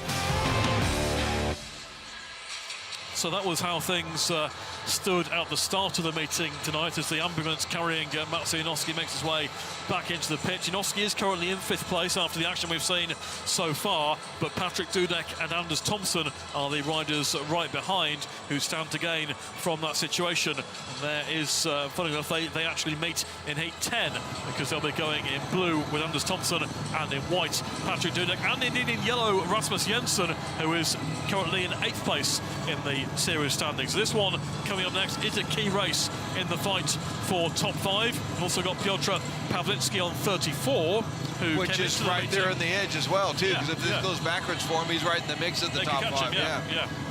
So still plenty to sort out, but as I say, our thoughts are with Maciej Janowski. We hope the injury is not too bad. You don't want to pick him an injury at any time, and I'm sure that Wrocław fans who are waiting for their much delayed playoff clash with Chorzów due to the flooding over the last week or so, and that meeting now currently scheduled for this coming Wednesday, they'll be worried indeed about Maciej Janowski's fitness ahead of that particular meeting. Waiting the go-ahead from the pits to see if we can get the riders on track for heat 10. So how did you view that incident in terms of, we know the track conditions are difficult, we've seen that already, and he just appeared to grab a bit going into the bend, and then obviously his hand and his arm got connected. But was that track, or was that... No, that was track, because what it is when you're racing and you're kind of want the bike to drift across the dirt, and you roll off that throttle just a little bit, keeping your wheels lying as he was doing, trying to race the outside. It grabbed whatever little material it was and shot him forward more than he was ready for it. But he wasn't turning, he wasn't sliding, he was driving, and the bike drove, and it just was very awkward.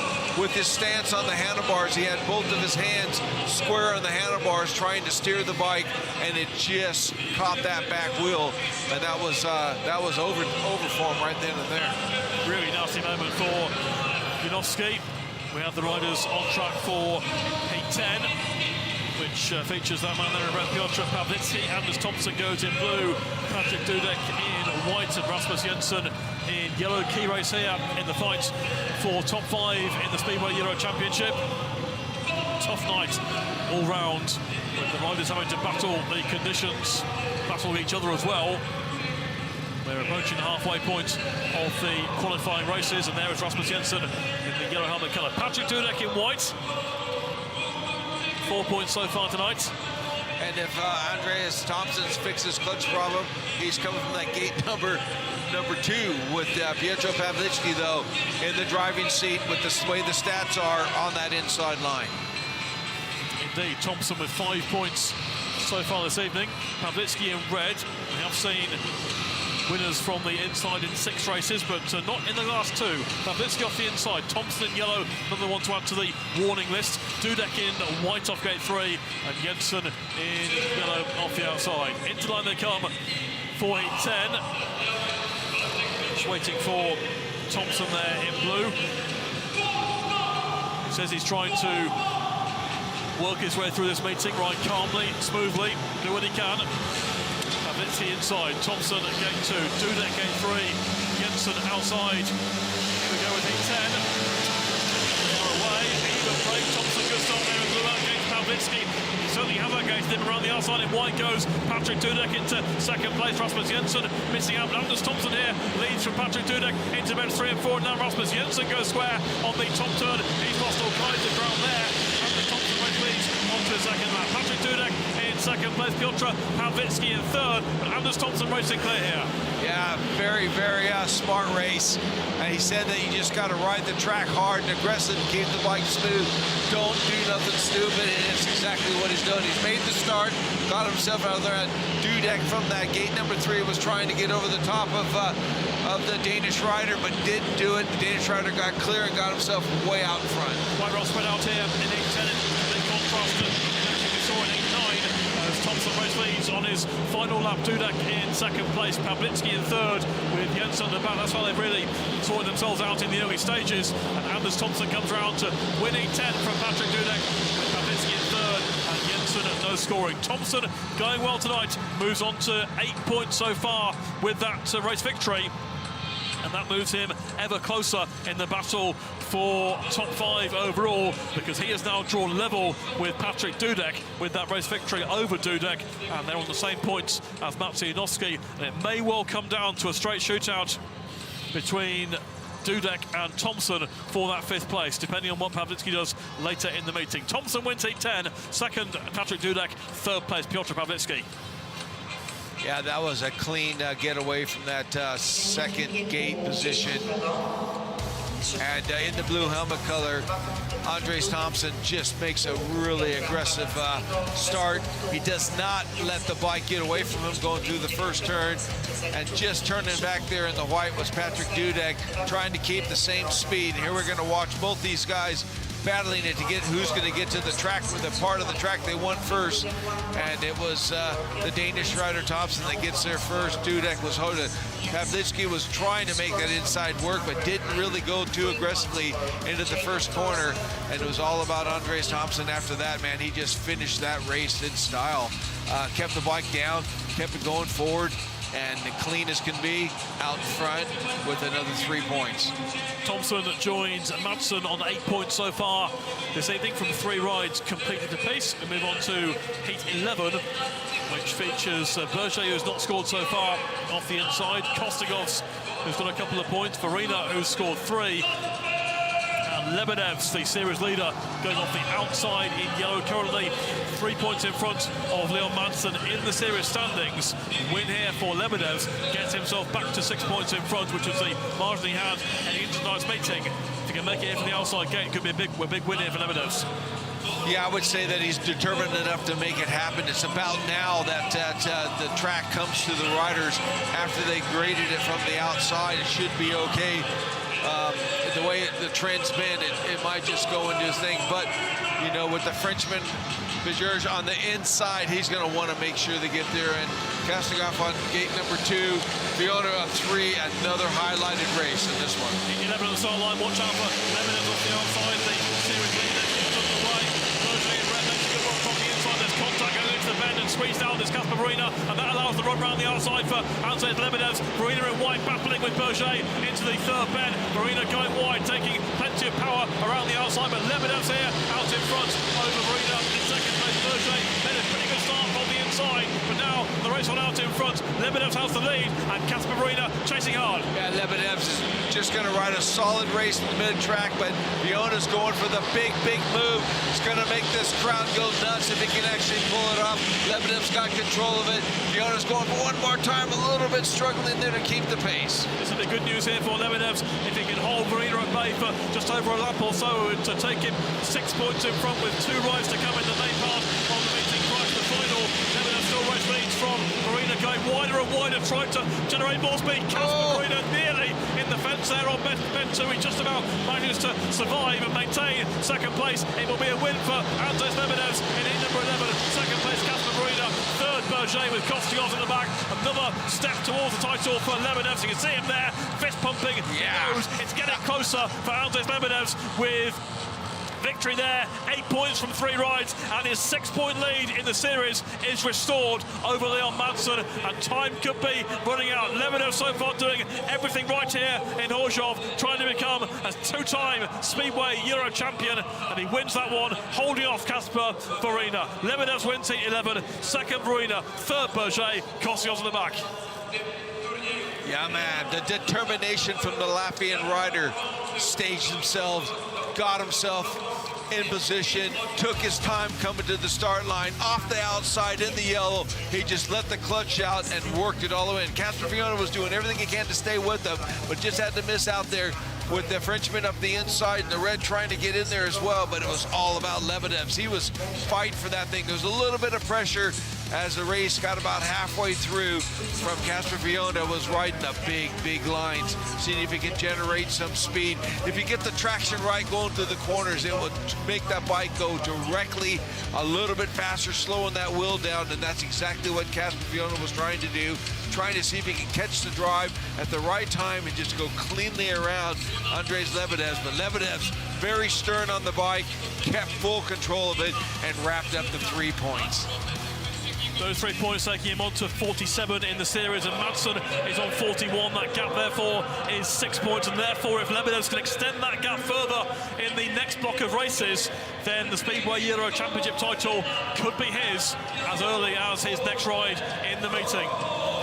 Heat 12 is next up, Norick, Blödorn, Tom Brennan, Janowski is replaced again by Robert Schimel, and Timo Lahti goes in yellow. And Schimel is currently in the frame with 4 points so far. He's in white in this race. Blödorn and Brennan, two of the riders who have hit trouble with the track in the early part of the meeting. They're in red and blue. Yellow there is Timo Lahti, who could do with a win here to put himself back in contention for a place in the top 5 overall. So Blödorn, Brennan, Schimel and Lahti line up for 12. Yeah, it's one of those tracks where you must let the bike relax and not make it do silly things, but at the same time to be very strong on it.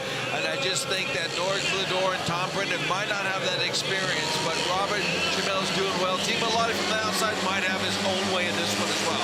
12 then down the start line, on the way, decent start by Tom from gate 2. Brennan gets the advantage here over Schimel in second place with Blödorn in third, and Tom Brennan looking good here out in front. Made a really good start there from gate 2, let the bike run, took the lead early on, built the advantage, and now he race leads, and he's got Robert Schimel trying to chase him down in second place. Brennan leads over Schimel, it's Blödorn in third place, Lahti's at the back, but Brennan here going well. Yeah, this is a really good race. These guys are all about the same level at the moment. It's going to be some big points scored by Tom Brennan. Keeps it going. Look at Schimel coming right up that inside, trying to get that bike to squirt. He's just got to be able to stay with Tom Brennan. The Englishman's got a really good job keeping that bike very well composed. He's not had it all his own way so far, but doing very good in this heat number 12. Brennan riding a really good technical race so far in heat 12. He's put the bike in the right places. He's found himself a comfortable spot on the track. He's kept himself there throughout the race, and it's going to pay big dividends here. Comes into bend 3 and 4 for the final time. Schimel going wide off bend 4. That one won't work. And a first Speedway Euro Championship victory for Tom Brennan, who wins heat 12. And well done to him after a big crash in his first ride. He's bounced back and he's won heat 12. Super effort by Brennan to win it over Schimel, with Blödorn in third place and Timo Lahti at the back. And Tom Brennan can take a lap of applause here from this big crowd in Chorzów. A rider making great strides in the sport and taking a big victory there in heat 12. That'll be a massive confidence booster for him. Brennan wins it, Schimel second and Blödorn third. I would say that this series is perfect for Tom Brennan, isn't it? Yeah. You know, this is the place where he's going to grow. If he can be at this level, I think he'd be very, very competitive throughout the whole time. Let's just watch him at a gate number 2. What a reaction that Englishman makes. He gets himself straight out in front, keeps himself very well positioned through the first corner, and that was a super job. Robert Schimel did a really good job as well, coming from the gate number 3 to fin off Timo Lahti straight away out of the start, got him out of the way, put him into the kind of the unknown zone, and he just sat there the whole time in 4th place as Norick Blödorn did his best to get that 1 point, but it was all about Tom Brennan out in front to get those 3 points. Well done, boy. Yeah, great stuff from Tom Brennan. So moving on to 4 points there in the meeting and gets his first win in the Speedway Euro Championship. Here he is just having a look back on the action with Zach Cook there alongside him. Yeah, a little bit of debrief. Finally some success for him. Picked himself off the ground in his first race, and he's still like he's limping a little bit from that too, but they're getting it worked out now, and here we go, man. More races to come. Standings then on the night. Lebedevs and Madsen on 8 points. I can tell you that Anders Thomsen's also on 8 points, and then on 6 points were Jakob Torsell, Robert Schimmel and Patrick Dudek. There we are. Lebedevs, Madsen and Thomsen all on 8. Dudek, Torsell and Schimmel all on 6. And then we have Janowski, who of course we've sadly seen pick up an injury, on 5, and Woryna also on 5. And here's how it shakes out overall so far, and you will see that Andzejs Lebedevs has a 6-point lead now over Leon Madsen. Now if that gap goes up beyond 6 in the next block of races, that makes Lebedevs champion, because there will only be 6 points available beyond that to Leon Madsen. If he goes 7 or more behind, obviously he can't catch that up. So Lebedevs on 47, Madsen 41, Woryna on 38, Pawlicki on 35, Dudek, Janowski and Thomsen all on 32. Lebedevs in the pits, not too far away from the title, could be going his way this season. It is the 3rd time we've raced in the Speedway Euro Championship, and it's great to be back in Chorzów. The TAURON Speedway Euro Championship makes its 3rd visit to the Silesian Stadium and the 1st since 2019. It was 2018 when racing returned to Chorzów, 15 years after the venue previously staged a Grand Prix, and it was new ground for the European Series, the first time it had raced at a temporary circuit. A massive crowd turned out, there was a big night atmosphere, and the home fans were hoping to see Jarek Hampel overturn the 4-point lead held by Leon Madsen. But this was a night of complete domination from the Danish rider, as Madsen raced to 6 wins for an 18-point maximum. Nobody's done that in a SEC round in the following 6 years, and his victory saw him clinch the title ahead of Hampel, with Robert Lambert taking 3rd place. We returned to Chorzów in 2019 for one of the most exciting series deciders in SEC history. This time, the 4-point lead was held by Grigory Laguta over Mikkel Mikkelsen, and he still led by 3 after heat 20. But then there was real drama as Laguta finished 3rd in the last chance race, and so when Mikkelsen won the final, it meant they were level on 45 points overall. And in that race for gold, Laguta led the early stages, but he then lifted on the 4th bend, and Mikkelsen went through to take the title. It was a fantastic finish to the season. After 5 years away, we're now back in Chorzów to find out who will win the 2024 TAURON Speedway Euro Championship. And we're back in the pits with Tom Brennan. Tom, congratulations on your win. How do you feel tonight? Thank you very much. Yeah, it was obviously a pretty dismal start there. I mean, we had a bit of crash in the first one, which isn't ideal. They made a slight kind of tweak to the setup for the second ride, but made an absolutely dreadful start. So to kind of make a good race then and kind of get a race win feels much better. Sounds like this track takes some time to get used to it. Yeah, massively. It's a very, very kind of like peculiar shape. You know, there's kind of like a few different lines that like you wouldn't normally see, and kind of uncommonly the kind of grips really, really close to the inside. So there's about 1 meter from the inside that you kind of either have to be really brave or kind of stupid to kind of go in it, and you know, but that is kind of the fastest part of the track, you know. So we all have to try our best to be as smooth and as comfortable as possible. We're watching heat number 12, but I'm actually going to ask you about heat number 1. How do you feel after the crash, and what happened there? I don't know. I think it was actually just a junior on the bike, really. So no, we have to kind of regroup. It was just one of those things. I kind of saw a gap in front of me, and I kind of went for it, but I didn't quite kind of estimate how strong the air grip would be, and unfortunately, my kind of body position wasn't correct, and yeah, had like a pretty bad tumble. But we're okay. My kind of right leg's a little bit sore, but nothing too drastic. Tom, I want to mention that Sam Ermolenko, our commentator and your manager at Birmingham Brahms, is very proud of you. That's what he said after the heat. Hey Sam, thanks for the lift to the airport yesterday. So no, awesome to see Sam. He's obviously my teammate, team manager from Birmingham this year. So no, I hope they're all sitting cozy in the commentary booth. Thank you very much, Tom Brennan. Back to you, David and Sam. Thank you very much. We certainly are, aren't we, Sam? Yeah, we're doing okay there, Tom, and well done to you, boy, to go out there and pick yourself back up and show them what you're all about, because you are a superstar to me, and this is a perfect competition for yourself, and may it all come good for you as you continue on. Now then, after the track grade, Heat 13 comes up next, and it features the race between Andzejs Lebedevs and Leon Madsen. Lebedevs goes in white, Madsen goes in yellow. 6 points between them in the standings. So if Lebedevs finishes in front of Madsen in this one, coming up, he will be obviously more than 6 points in front, and there'll only be 6 points available beyond that race. So that means we might have a champion after this heat number 13. And Dudek and Lebedev exchanging things again right there. And we've seen Rafael Dabrowski, the Polish team manager, probably giving him that information about this. And Dudek saying, what are you going to do? Lebedev's going, well, I know what my job is now. He's just got to go out there and make sure he wins this one. If he doesn't, it keeps it rolling, doesn't it? Quite interesting going off gates 3 and 4. Yep. But the domination of gate 1, which we saw early on, has actually faded somewhat. We've not really seen that flurry of winners from gate 1 like we had before, so there could be a chance here from the outside. That's right. There's been some clean 3 race wins off of gate blue, considering there's 4 actually, but Leon Madsen had nobody on the inside of him whenever he won his race off of that second position. On the outside, we've had 2 wins and 6 from the inside, so that's the stats. Nobody's won it off of gate 3 yet. And that's where Lebedevs is going from. Yeah, that's where Lebedevs is. So he's going to have a little bit more in him. It's a fresh track. We're watching the track graders go around there. The water truck putting some mist of water over it. He's going to be on the inside of Leon Madsen. Madsen's going to be thinking that outside's probably going to be the place to be. But if you want to finish the job, the Latvian's got to be focused right now, and he's looking at the track. Leon Madsen knows he's on that outside gate. Could be his.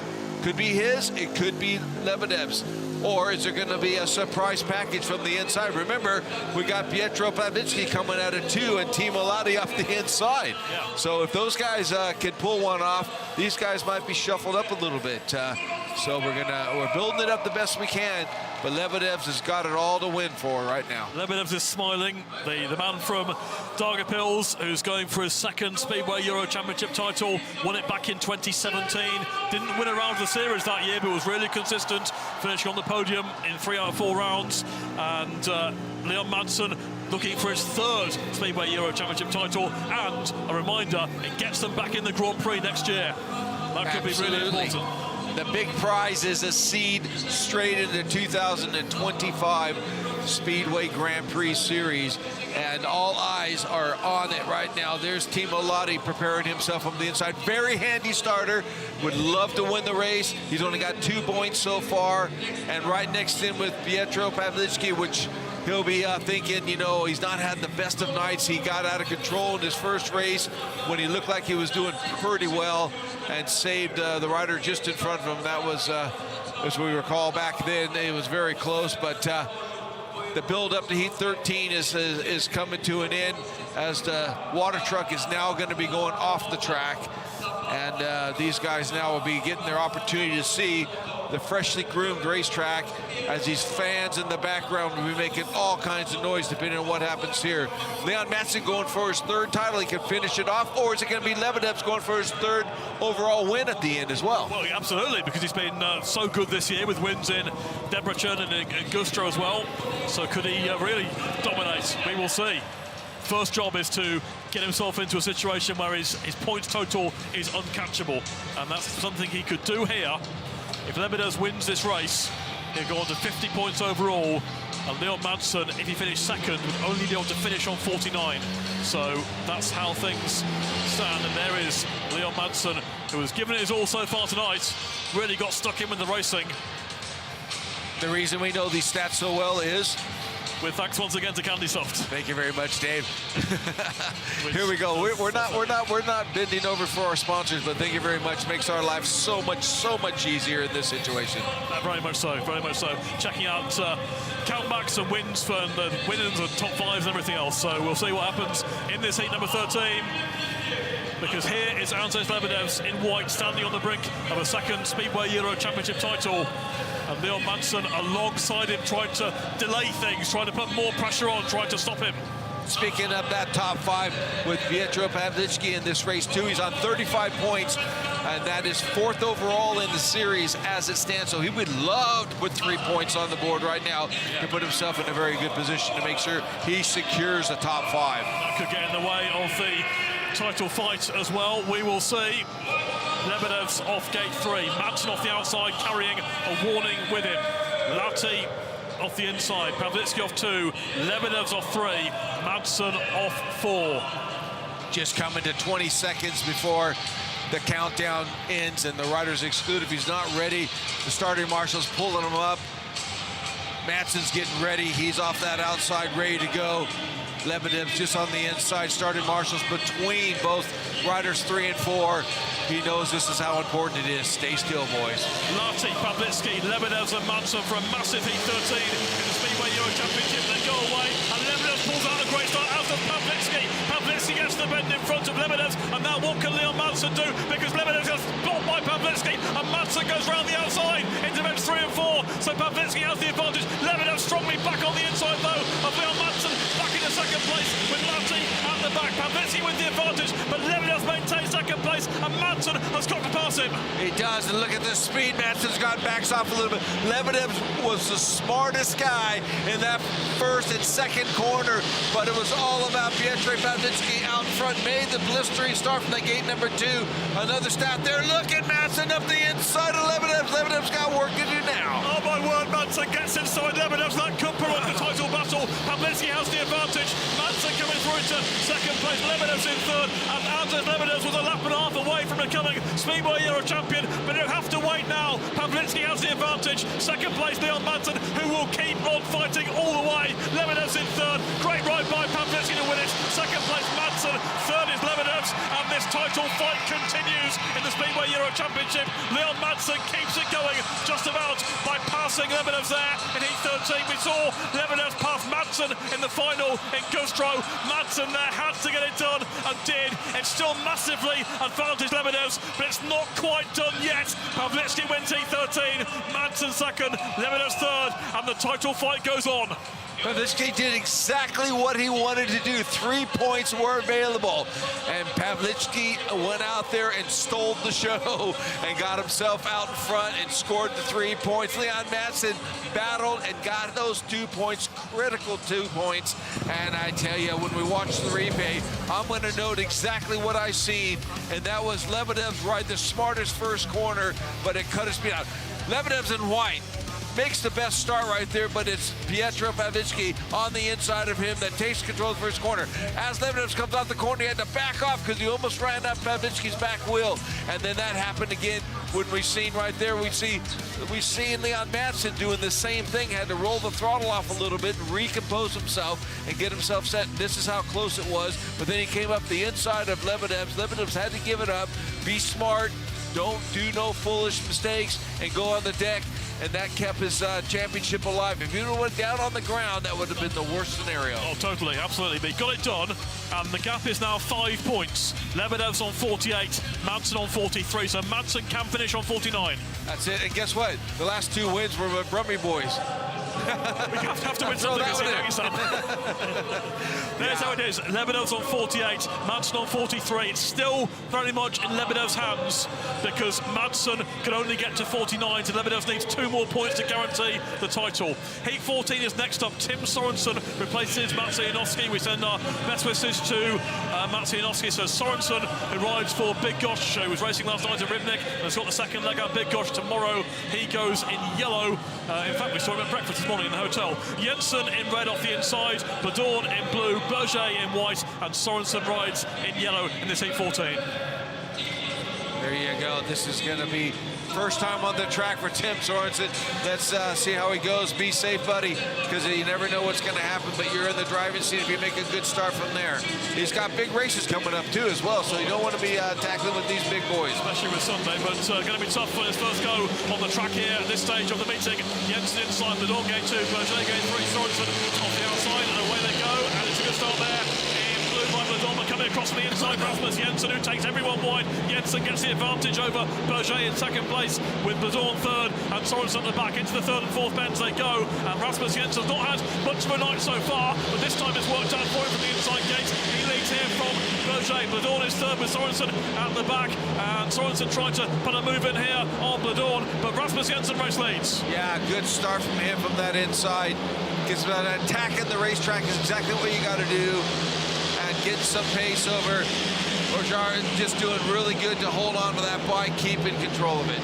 This will keep Rasmus Jensen with an outside chance of making the top 6 on the night, and therefore keep his hopes alive of top 5 overall. Just got a lap to go here in heat 14.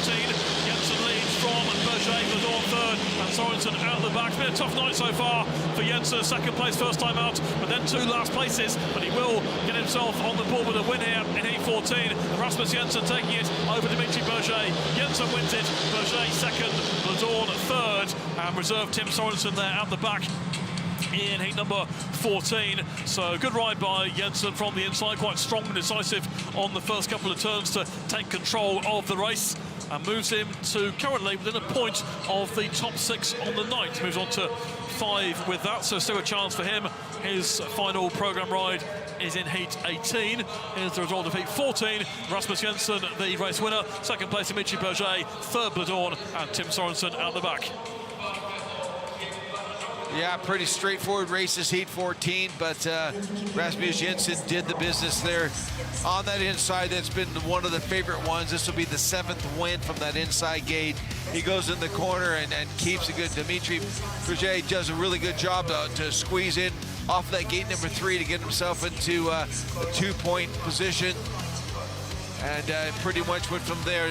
Norick Blödorn did everything he possibly could do to get into the fight right there, but just couldn't do it. Just had to fin off the new arrival, Tim Sorensen, the Danish rider, got in this race on the absence of Maciej Janowski. That's licking the wounds at the moment. Hopefully he's okay, as you've already mentioned. But the guy out in front of this one, Rasmus Jensen, puts 3 points in the bag and gives him a total of 5 so far. So half a chance of getting in that top 6. Top 6 is currently quite a close battle on the night, as Rasmus Jensen just looks back on that race in the pit. But you have the likes of Madsen and Lebedevs and Andzejs Thomsen who are going really well. Then you've got Jakob Torso, who's scored 6 points so far. Pawlicki is now in the frame with 6 from 4 rides. Schimmel, who's come in and has got 6. Dudek has got 6, and Rasmus Jensen currently on 5. And of course we've got Woryna to come in heat 15. In fact, in heat 15 coming up, Torso as well. We've got Torso, Woryna, and Andzejs Thomsen. Yeah, that's and it. Schimmel. So still stories to be unveiled on this one, isn't it? For sure. Look at Dudek's looking on. He's coming from gate 4, and that will be in heat 16, as we got 15 coming to the gate. Yeah, we've got a delay at the moment, and I'm wondering, there shouldn't be a delay at this point. There's no track grading taking place. I just wonder whether there's an issue with Torso after the previous crash, which might cause a change to be required. In that case, that will be 2 on the trot. That's the only reason I can think of why they've been doing it at this point. Good observation, I would say. It's very possible. We've got the riders in blue, white, and yellow lined up, but Torso is supposed to be in red, but we don't see him there. So waiting to hear the situation. The track is clear, but the pits gate is not open yet. We can't see any evidence of a rider in red at this stage for heat 15. We saw Jakob Torso walk off the track after that crash with Janowski. But whether or not something has happened that means he can't continue, we'll have to wait and find out. We'll find out when the referee puts the 2-minute warning on for heat 15. At the moment, everybody is standing around the pits watching. We're halfway up the big grandstand here, looking right down on the back of the pits, and I can tell you that Tim Sorensen, who's just ridden in heat 14, will indeed be going in red here in heat 15. His bike is being dashed back up from the furthest part of the pits up to the push-out area, so it looks like there's no Jakob Torso either after that crash involving Janowski in their previous ride. So sad news there for Jakob Torso. The riders making their way onto the circuit, and Tim Sorensen will get 2 rides in succession. There he is. So called up, and we send our best wishes to Jakob Torso as well. Yeah, that's for sure on that one. The track's been a couple of riders this evening. It's not the way it should be. But unfortunately, temporary tracks are some of the unknowns, but there's still some battles to be sorted out, and we're going to be watching this heat 15 very closely. Yeah, this one is going to be key for riders, certainly in the top 6 battle on the night. Kacper Woryna in that category on 5 points. Robert Schimmel is there too. He's currently scored 6. And Anders Thomsen in yellow with 8 so far. A win here would take him to the top of the leaderboard, with Madsen currently there on 10, Lebedevs on 9. They're involved in the title battle, but Anders Thomsen quietly picking up points tonight and putting himself in a direct scrap at the moment with Patrick Dudek for 5th place overall. That win for Pawlicki in the race with Lebedevs and Madsen was a big one for him, securing a top 5 for next year. Sorensen off the inside, Woryna off gate 2, Schmel off gate 3, and Thomsen off the outside here in heat 15. Yeah, you'd probably favor, obviously, Andzejs Thomsen. He's getting out of that start quite well. He's got plenty of speed when he does get in the front. Kacper would be looking to see if he can make another stat from gate number 2. That one's been coming good now. There's been 5 wins off that one, 7 off the inside, 2 from the outside. So the battle now does come down to which rider wants it most, and they can maintain their composure for the 4 laps on this racetrack. It's been difficult for some. Heat 15 then, Sorensen inside, Woryna gate 2, Schmel gate 3, and Thomsen off the outside. Where they go. Good start by Tim Sorensen. He just gets beaten to the first bend there by Woryna. Round the outside goes Thomsen, and Anders Thomsen race leads once again. He's looking very good out in front indeed. Second place is Kacper Woryna. Schmel is in 3rd place over Tim Sorensen. The 2 reserves in 3rd and 4th places. Thomsen goes off clear from the outside gate. He's racing on out in front of Kacper Woryna, and Thomsen with plenty of speed here. He sure does. He looks very, very, very composed. He's almost doing a little bit of grass tracking, if you know what I mean, with the leg trailer on the inside leg, just laying it in there, just letting the bike do all the work it can. Fiona's doing exactly the same thing, but just about 4 bike lengths behind him. Thomsen looking really comfortable out in front here in heat 15. Kacper Woryna in 2nd. Schmel currently in 3rd with Sorensen out the back. They go on to the final lap, and Anders Thomsen looking set for his 3rd race victory of the evening. Kacper Woryna getting into a few shapes on turn 2, but getting around there safely indeed. So going to the top of the leaderboard here with this victory in heat 15 on the night. Anders Thomsen winning it from Woryna, with Schmel 3rd and Sorensen out the back, and Thomsen with 11 points out of 12 so far. That's no mean feat in the difficult conditions that they're faced with here this evening, and Thomsen so far having a really good night here in Chorzów, and moves on to 11 points from 4 rides with that race victory, and with it goes to the top of the leaderboard on the night. 1 point in front of Madsen and 2 in front of Lebedevs. Thomsen winning heat 15, 2nd Woryna, 3rd Schmel, and Sorensen in the back. Yeah, very good. And with his interview with Maciej early on, Thomsen did say that I just got to enjoy myself. I can't win overall, but he could possibly win tonight the way he's going, man. He's got himself in a really good position. Watch from the outside gate. That bike just gets himself straight into that corner, right in the meat of the track, and gets that bike working hard from the outside. And Kacper was trying to match it, but just couldn't get to that dirt. And we're going to watch it from the back right here. Look at Kacper trying to catch up to him and get in there, but I got to keep safe. And I can tell you, Tim Sorensen did a good job keeping that bike down, because it was very grabby on him. He's only been on the track twice, and it was back-to-back. He just came from heat 14 and now into heat 15, and doing that. Robert Schmel did a good job holding on to 1 point, but it's all about the Danish rider that was out in front from that outside gate. Pretty happy with those 3 points, I'm sure. That race win moves Anders Thomsen up to 35 points in the series, and now it's up to Patrick Dudek to respond in heat 16, because Dudek is currently on 32. Thomsen in 5th place overall on 35, Dudek in 6th with 32. So important here for Patrick Dudek off the outside in heat 16. On the inside will be Kostigovs, Kowalski in blue, Brennan goes in white. Dudek off the outside now has to respond to that win for Anders Thomsen. He sure does.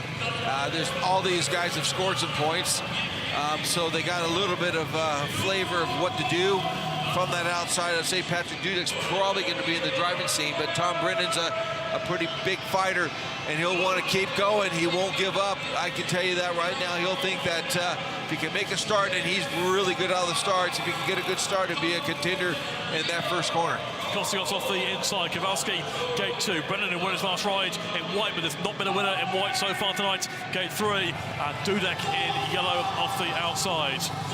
Polish fans trying to get behind their riders. There's drums going off and everything in the stadium, trying to back Patrick Dudek and indeed Kowalski as well in this heat 16. Green light comes on then, and away they go, and it's a good start there from gate 2. Kowalski's made it. Dudek's superb around the outside. Patrick Dudek has the advantage. Second place is Kowalski with Brennan in third place, and Kostigovs at the back. Brennan goes hard on the inside. Doesn't want to go too fast the inside there. He's trying to make his way through on Kowalski, currently in third place, but Dudek leads here. Second place is Kowalski. Third is Tom Brennan. Anything Anders Thomsen could do, Patrick Dudek can respond. Yeah, this is a job done from Patrick Dudek.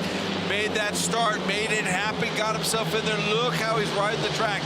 Really mid-track and high, getting the best and the smoothest ride he possibly can do, and going quite fast. Going very fast indeed, I would say. Patrick Dudek with the lead, throwing one move up in the air there on the back straight, but riding it well as well. Second place is Kowalski going really wide off bend forward, down on the back as well. Kostigovs goes down heavily on the exit of bend 4. I think we'll need some red lights here, and we do. Race is stopped, that'll be awarded. We're on the last lap, and Kostigovs is okay. I could tell you off picture, he is walking away. He's okay. Awkward get off there for Kostigovs. There he is. He is okay. He was at the back when it happened, and the race, as they were on the last lap there, there's no reason not to award that one with a win for Patrick Dudek. We will await official confirmation, but I'm sure that will be the case, and that would be a win for Dudek over Kowalski and Brennan, with Jevgenijs Kostigovs coming to grief on the exit of bend 4 on lap 3. Red exclusion light, I can tell you, is currently flashing away, but the good news is no injury. We've seen a couple of awkward ones tonight so far, but no injury there. And here is what happened. Yeah, I just grabbed a little bit of traction. Out in front, we can see Dudek, but in the very back right there, that little bit of a rut. You know, that's what happens when you're not pinning it. You know, you're not on the gas, you're not in the right pace, and you're just rolling off a little bit, and it just grabs you and puts you on the ground just as quick as that. So confirmation that your result does stand of that race. So that will be a win for Patrick Dudek, moving in back level with Anders Thomsen in the race for the top 5. Second place for Bartek Kowalski, and in third place, Tom Brennan. That's the result confirmed of heat 16 with Kostigovs excluded.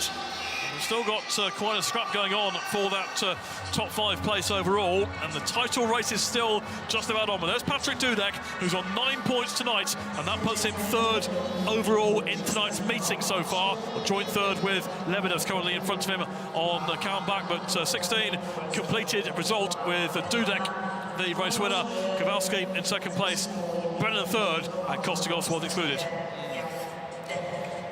Yes, still time to fight, isn't there? Dudek's thinking to himself, he's not being left out of this competition from that race win right there in heat 17. Well done to him to be able to go out there and battle. You can just see from the outside right there, Brennan's trying to get a start off 3, which nobody's made it. Nobody's scored a win off of gate number 3 yet. And, you know, you just got to keep trying, because somebody might get it. And I tell you what, Leon Madsen would be one of the guys that probably could do it. He's one of those guys that seems to pull it out of the bag at times right there, doesn't he? But, you know, it's just a matter of survival now on some of these lines right here. And if you're not on the gas, they'll put you right on the back, as we just see right there with Kostigovs getting off on that one there. But well done to Dudek. It's all good for him. 3 points. Awkward fall then, as there have been throughout the evening, and it could possibly happen again. But the track's being graded now after this heat 16, so it's all happening for these guys, and the track guys are doing their best job to keep this as smooth as possible. So it's all really good. The riders are still having a chat with each other, exchanging different things, I'm sure, or different experiences maybe. Let's take a look at how things stand after 4 rides apiece. Anders Thomsen with 11 points on the night so far. Leon Madsen with 10. Dudek on 9. Lebedevs on 9. Dudek, of course, beat Lebedevs earlier in the meeting. And that's the countback situation there. Woryna and Schimmel both on 7, ahead of Pawlicki on 6. And Torsell, who's clearly not going to ride again tonight, on 6 points. In the series overall, it's that 5-point margin for Lebedevs over Madsen. Lebedevs on 48 points, Madsen on 43.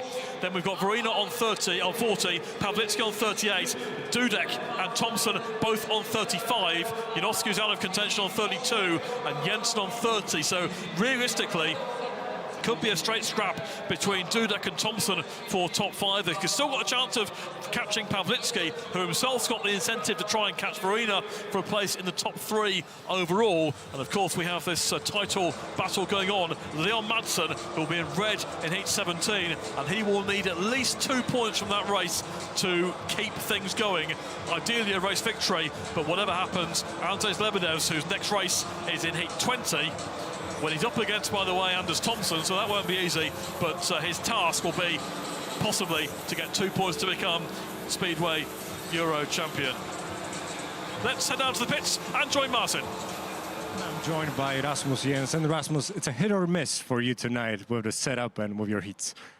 Yeah, first heat was okay. I don't know, I was just totally missing the starts in the other one, and it's easier to ride in front, and then I changed the bike for the last one, and then yeah, it seemed to be a little bit better, but yeah.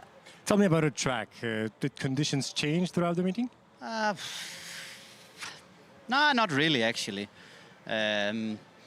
But of course, everything makes it easier if you're out front, which I haven't been much today. So now I think the track is actually getting a little bit better. The inside is still a bit terrible, but it looks like everybody is like avoiding it. So yeah, every track rate is like, it seems to get a bit better. But Danes are doing really well tonight, including yourself, Leon Madsen, Anders Thomsen.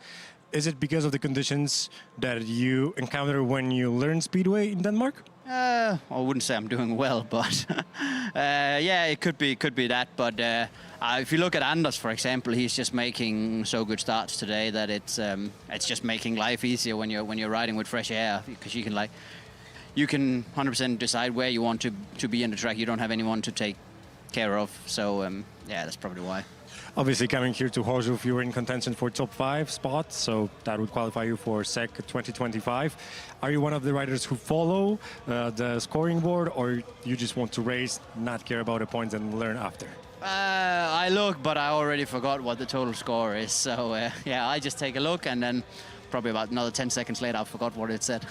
Well, let's not forget you still have one more heat, so best of luck for the rest of the night. At least one more heat. Thank you very much. Thank you. Back to you, David. Thank you, Martin. We can tell him he's got 30 points so far in the standings. He's currently 5 points behind Dudek and Thomsen. Leon Madsen with the fastest lap so far, 15.194 seconds around the Chorzów Stadium circuit. Dudek just a bit behind that, 15.249. Thomsen, 15.289. And one of the riders were kind of overlooked a little bit, and I guess this right here is the best times, isn't it? You see right there, Thomsen's been very quick and consistent. He's been very good so far, very solid right there. Leon Madsen is kind of in the middle of that stack right there. Lebedevs is even further down, but it's a matter of getting out of the starts, I think, as Rasmussen said, huh? Distance covered there. Leon Madsen just under 1,500 metres. Shortest distance there with Pawlicki and Berge just above that mark. And Pawlicki was second right there. Did you see that? So, yeah. You know, and he's still in contention to make sure he gets in that top 5. And he's on 38, you know, so, well, you know, there's a stack of riders just behind him. Top 3, all be under threat for top 5. So yeah, there you go. We'll see. Thomsen, Anders Thomsen there, you see the speed he's had. And here's the gates, and we've been talking about the lack of success in gate 3, and that remains the case. No one's won off gate 3. Inside has been good, but not dominant. It did dominate the first half of the meeting, but 6 out of the first 7, but after that, it's been more equal certainly with blue and yellow. Well, here is Leon Madsen, who'll be going out next in heat 17. He's been involved in some drama this evening already. Looking at the track conditions here ahead of heat 17, but here's the action from this big race, which ended in disaster, but he controlled that superbly. He sure did. He was right on the inside. Look how close he got to Dorsell and that one right there, and had to regroup and rethink, which tightened it all up to where these boys battle, and this is where the incidents, they get so close, and this is the result of how close they got with Jevgenijs going off on that one right there. But it was all about Leon Madsen just trying to stay out of trouble, but the bike reared so violently on him, and when it did that, you know, he was in the right place at the right time when that incident happened. But just before that, he had to control his bike and roll the throttle off a little bit and get out of that bunch of guys. If he have been right alongside of them going into that corner diving, that could have been even more carnage. such an unusual situation to see a rider basically his arm going right in the gap between the mud. I think you can see Janowski's trying to hold the bike steady, keep it, you know what I mean? Yeah, it just doesn't happen, does it? Yeah, very unusual. Well, unfortunately, that's resulted in both Janowski and Jakob Chorzów being out of contention this evening. The crowd are getting very excited indeed here in the stadium. I can tell you that various presentations are taking place, but there is Leon Madsen, who'll be trying to keep the title race going in Heat 17. Currently on 43 points in the Speedway Euro Championship. Andzejs Lebedevs currently on 48. So mathematically, Madsen must finish in the top 2 in Heat 17. Quite some atmosphere here in the stadium. They've certainly given it some... They sure are.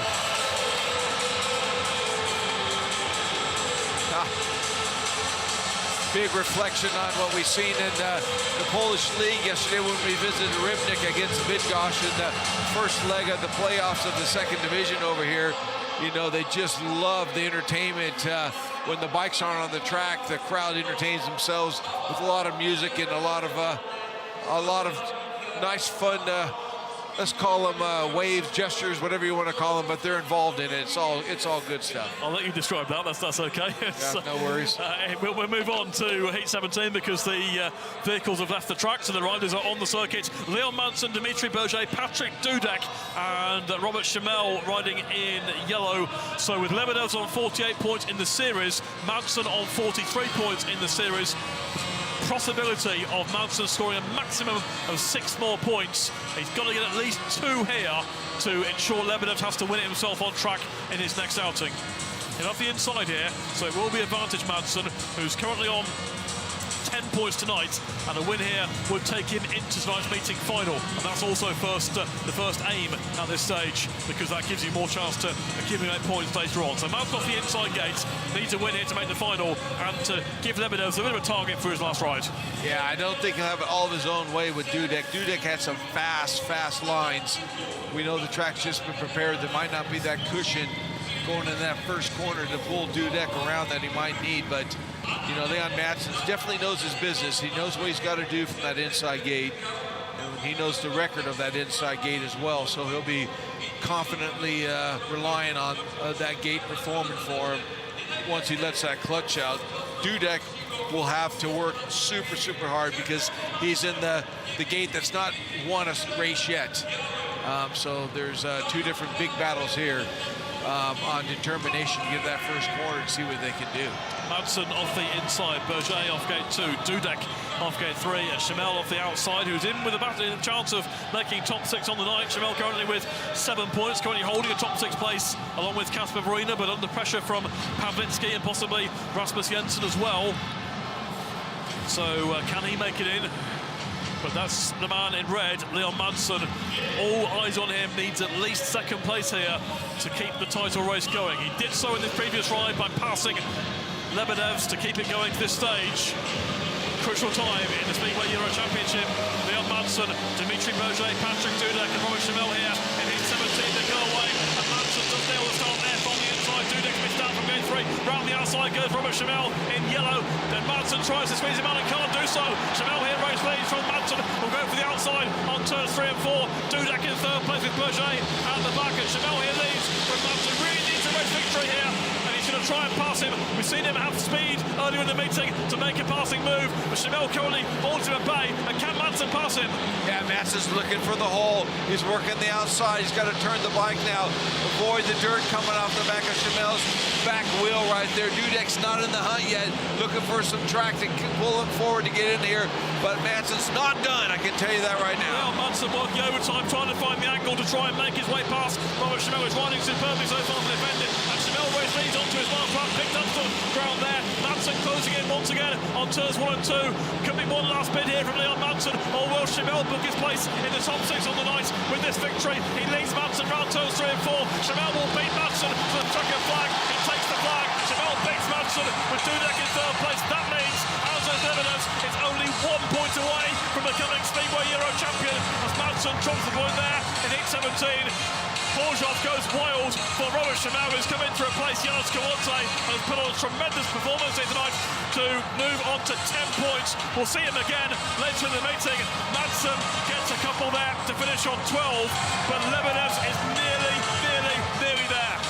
And the Polish fans love it when a Polish rider wins, and he did it inside. Robert Schimel actually went out there and showed that he can compete on a 370-meter racetrack where a lot of guys had a lot of trouble, but he's going out there gaining points. Look at the start from that outside. We thought it was going to be definitely Leon Madsen was already looking over his right shoulder when he let the clutch out right there. Just enough room right there for the Robert Schimel to be able to get himself over the top. Here we go again, right here with Leon Madsen. He's looking to the right.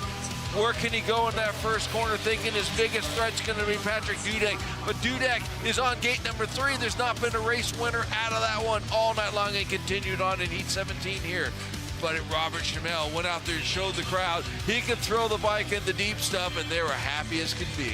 They love that.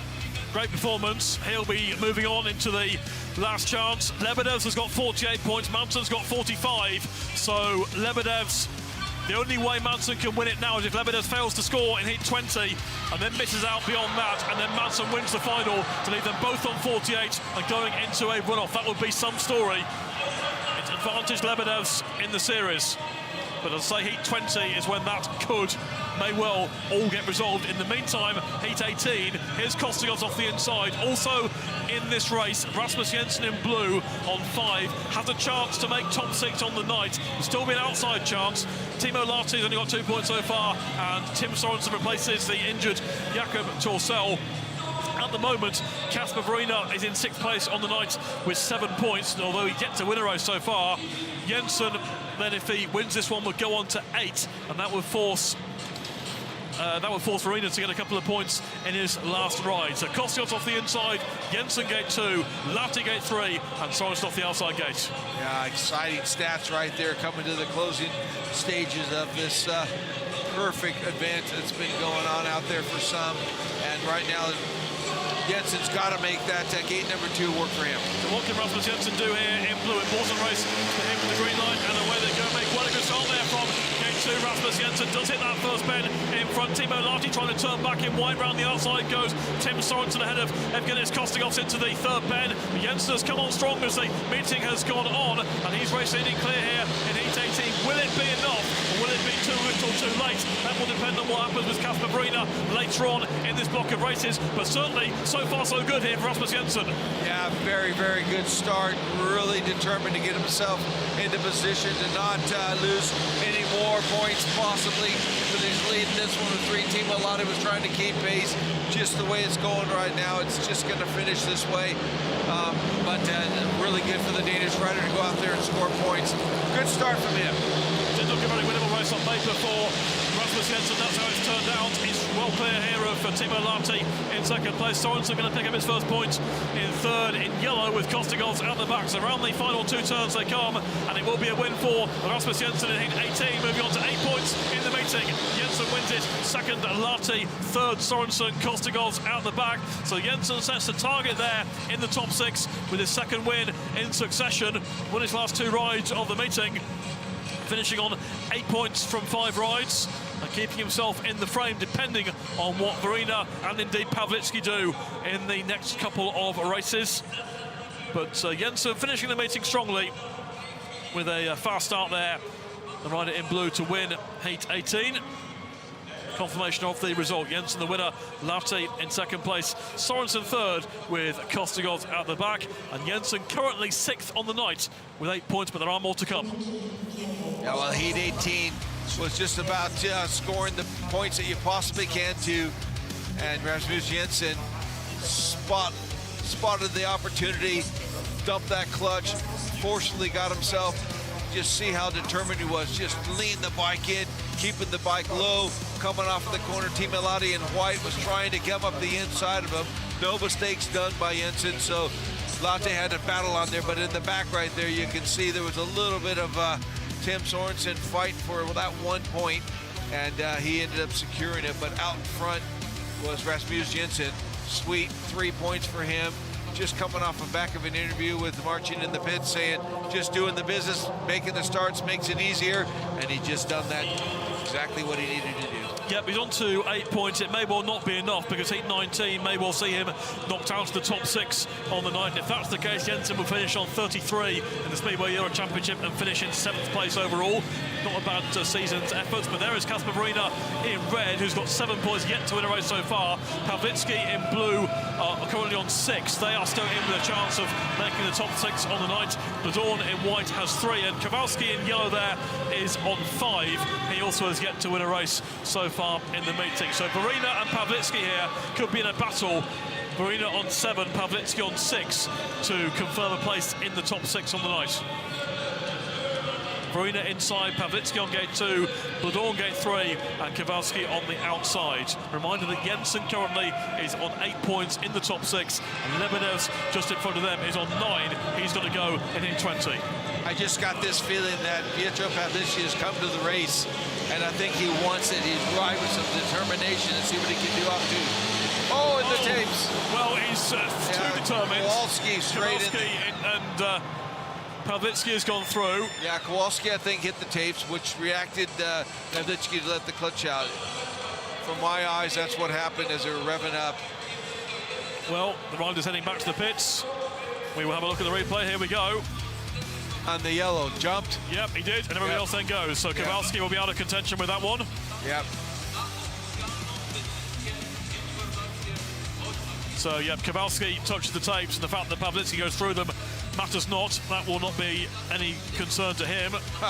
The boys were looking down, and there was movement, but there was no tape going up, and 2 inside riders reacted to that, thinking, what? But the damage was done on with Kowalski hitting the tapes from that outside start. So those 5 points is all he's going to end up with. He would have loved to have 3 more, and he possibly could have done it from that outside gate. Yeah, but Tim Sorensen, who'd not raced until heat 14, is suddenly going to become a very busy young rider indeed. The 24-year-old Tim Sorensen, because he'll be called up now to take a replacement ride, reserve ride, in place of Kowalski, who touched the tapes. So he'll just get himself sorted out. He is at the far end. He's basically Sorensen on the left-hand side of the pitch, right down towards turn 1. And they're actually entering the circuit at the exit of turn 4. So his mechanic is having a big job to get the bike up to the push-out area. There's Blödorn. Just making his way back in. Yep, just discussing how we're doing this. Yep. We're going to go out there and redo it again. And the mechanic is running up the pit lane with the bike for Tim Sorensen, who's making a more leisurely walkout as well. Lebedevs has to wait.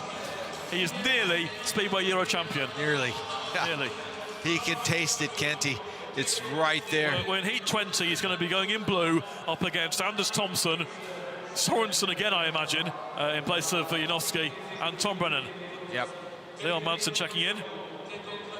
And a reminder, Lebedevs will only need 1 point in that race to become champion. So he just needs to avoid the sort of thing we've just seen happen. Yep. A tape touching, for example, a mechanical failure, a crash, something that might leave him on 9 points outside the top 6 on the night, which is possible, depending on what happens with other scores. And then the nerves would jangle, because then he'd be waiting for Leon Madsen to not win the final. You got to be in it. The worst case scenario there. Yeah, you got to be in it to win it, is what we're saying, right? You just can't. You can't give it up. You got to be in it. He just needs to get round 4 safe laps and get his 1 point. Yep. And then it's job done. But in the meantime, we still have the rerun of heat 19 to come. We're beginning to sort out qualifiers in the top 6. Kacper Woryna been consistent so far, but 7 points from 4 rides, does not feature a race win at this stage. Could really use one here. Yeah, he had 1 point, 2 point, 2 point, 2 point, and he needs a result here to secure his opportunities to be the spoiler at the end, possibly. Hey. Yeah, definitely, and also chasing a medal overall in the Speedway Euro Championship. Currently in 3rd place, we've got Woryna here, who's on 40 points overall, and Pawlicki on 38. This really is the battle for 3rd place overall. So the pressure's on both these riders. So if Woryna beats Pawlicki, then he's very much in control with that situation. So, Woryna off the inside gate, Pawlicki off gate 2, Blödorn off gate 3, and Sorensen off the outside. Yeah, look at the reaction time. Pietro's got it just over Woryna coming from that gate number 2. Sorry to interrupt that there, but that's exactly what's on the line right now. The pressure's on both these guys. Polish crowd getting behind their riders. Kacper Woryna, local favourites, riding in red. Piotr Pawlicki in blue, Blödorn in white. Sorensen call it once again in yellow. Restart of heat 19. Away, Woryna has pulled the start there on Pawlicki, takes it wide on the first turn, and Kacper Woryna here race leads. Pawlicki trying to turn back around the outside in yellow goes Tim Sorensen in third place in front of Norick Blödorn, but Kacper Woryna here has the lead. Pawlicki in second spot, fending off the challenger Sorensen around the outside. Woryna leads on to his second, and this would be a big move for him in terms of finishing in the top 3 overall. He's got the advantage here over Pawlicki, and it could be a first win of the meeting here for Woryna. Yes, he's doing well. He's driving that bike exactly where he needs to get the advantage, and he keeps pulling away from Pawlicki. Pawlicki's just being very cautious in that first corner when he didn't get the start over Woryna. Woryna's controlling this heat number 19 quite well. Woryna making good use of the inside gate, which has not been the best of starting position so far in the last 5 or 6 races, because it really has gone towards the outside since then. But Woryna leads well here from Pawlicki, with Sorensen in third place and Blödorn out the back, and Kacper Woryna, to the cheers of the home crowd here, comes round to win heat 19 on one wheel.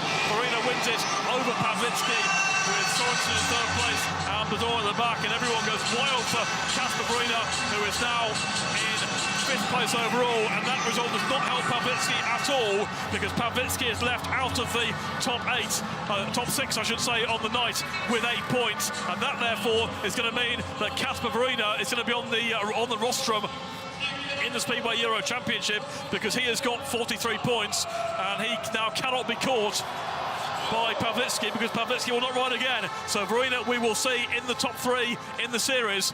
So that was a really important race win for him, and the fact that Pawlicki in second place does not make the last chance. Yeah, the battle of the brains in that one right there, and the inside gate prevailed. Just got a little bit of grip, did Woryna in the middle of that corner, and again going down the back straightaway. Pawlicki was looking for any opportunity possibly could do with a mistake over Woryna, but it never really happened big enough. And Pawlicki then just kept the rest of the guys behind him throughout the remaining laps of that first one, when Kacper Woryna went out there and did the deal and rode the track really aggressively and knew what the mission was, and that was to get the 3 points, put him into the 3rd overall position in the series, and secured that straight away with those 3 points. He could finish second overall, depending on what happens with Madsen. At the end, he's currently 2 points behind Madsen, but he can't now be caught by Pawlicki, who is out of the meeting. He won't ride again. Pawlicki's finished on 40 points. That will be enough for a place in the top 5. There's the standings. Lebedevs 48, Madsen 45, Woryna 43, Pawlicki on 40 is safely in the top 5, Dudek on 36, Anders Thomsen 35, and Thomsen goes in heat 20, so that could vault him into the top 6. Dudek will be in the last chance. There's still a lot more to be sorted out as far as that race for the top 5 is concerned, but heat 20 does not sort out anything as far as top 6 on the night is sorted, in terms of the fact that Lebedevs is definitely there now after what we've seen in the last couple of races. There's Anders Thomsen, who's currently on 11 points. Heat 20 is simply all about Andzejs Lebedevs needing 1 point to be crowned Speedway Euro champion. And the celebrations will begin if that's what it succeeds with. And the tension's on. And you got to say that Andzejs Thomsen's got to be the favorite, because he's so determined, and he's making the starts right now. So Lebedevs just can't get into any trouble. No, he can't get into a fight. We've already highlighted that fact that could happen. Slight delay, because the very hard-working Tim Sorensen will be out once again to replace Maciej, so they've got to give him some time to get the bike turned round. But Lebedevs puts the goggles on, the helmet is on. Could be 1 race away. He was 1 race away last time out, but Leon Madsen delayed things. Crowd having a great time here in Chorzów as we approach quite possibly the crowning of the Speedway Euro champion for 2024. Anders Thomsen off the bike. Andzejs Lebedevs next to him. Tim Sorensen will join them in white. And Tom Brennan, after a race victory on his debut in the Speedway Euro Championship, 5 points so far. He'll be going off the outside. The outsiders had some good wins in the second half of the meeting, so could Tom Brennan put a spanner in the works here of the more experienced Thomsen and Lebedevs? Yeah, you would think that Brennan might be able to be a spoiler, but he'd have to be in really good form to keep a smooth line up against the two guys on the inside that are just scoring points for fun, especially that's Andzejs Thomsen in the favorite gate. But Tom Brennan could be a spoiler. You never know. I wouldn't put it past him to go out there and do something like that, but it's a big learning curve. This is a competition, and he'll want to win, as the other three riders with him. Well, he saw the trophy. Will that trophy be in the possession of Andzejs Lebedevs? Will he effectively have won it? Well, we will see. Crowd are doing Mexican waves all around us at the moment. Yeah. Tim Sorensen is making his way on the long walk back up towards the push-out zone once more, and the riders are being invited onto the track for Heat 20, the final qualifying race here in Chorzów in round 4 of the TAURON Speedway Euro Championship. And the rider in blue, Andzejs Lebedevs, needs 1 point here to be crowned champion. He has 48 points in the series. Leon Madsen has 45. They can only score 48, so one more for Lebedevs would make him a champion for the second time after winning it back in 2017. That was on a cold, damp night in Lublin in October, a rearranged meeting back then. Could he win it here in front of a big crowd here at the Lahti Stadium in Chorzów? We will see. Just needs nothing to go wrong here in Heat 20. Anders Thomsen's been superb so far tonight. He's off the inside gate. Lebedevs in blue, Sorensen white, Brennan yellow. Lebedevs thinking here, 4 perfect laps, just get round. The determination between the two riders on the inside are matched, I would say. Lebedevs has just really been pulling off some really good, strong moves, riding very cautiously at the same time, which probably failed whenever he was up against Leon Madsen when Madsen got around him. Thomsen off the inside, Lebedevs gate 2, Sorensen gate 3, Tom Brennan off the outside. Andzejs Lebedevs has gone all the way back to bend 4. Just saw him there in the back of the shot with 30 seconds to go on the clock, just to finally refocus one last time for very important laps coming up. Into line. Let the best man win, right? This is it, the build-up's here. Heat 20, 370 meters to go for Lebedevs as long as he's in scoring position. Anders Thomsen off the inside, Lebedevs gate 2, Sorensen gate 3, Tom Brennan off the outside. Heat 20, are we going to see the title won in this race? Green lights on and away they go. Anders Thomsen makes a start over. Andzejs Lebedevs gives him a shot there on the first turn. Brennan trying to come through off the inside. Lebedevs back round the outside though. He gets round Sorensen into second place. That's all we'll need. That's all he'll require. Anders Thomsen leads. Gets really wide there off bend 4. Lebedevs trying to come through on the inside, but Thomsen maintains control of the race with Lebedevs in second place. The battle on for third with Brennan trying to pass Sorensen for third, but Thomsen's got the lead here, and Lebedevs has exactly what he wants. He's doing the job exactly as you say. He's holding on to the...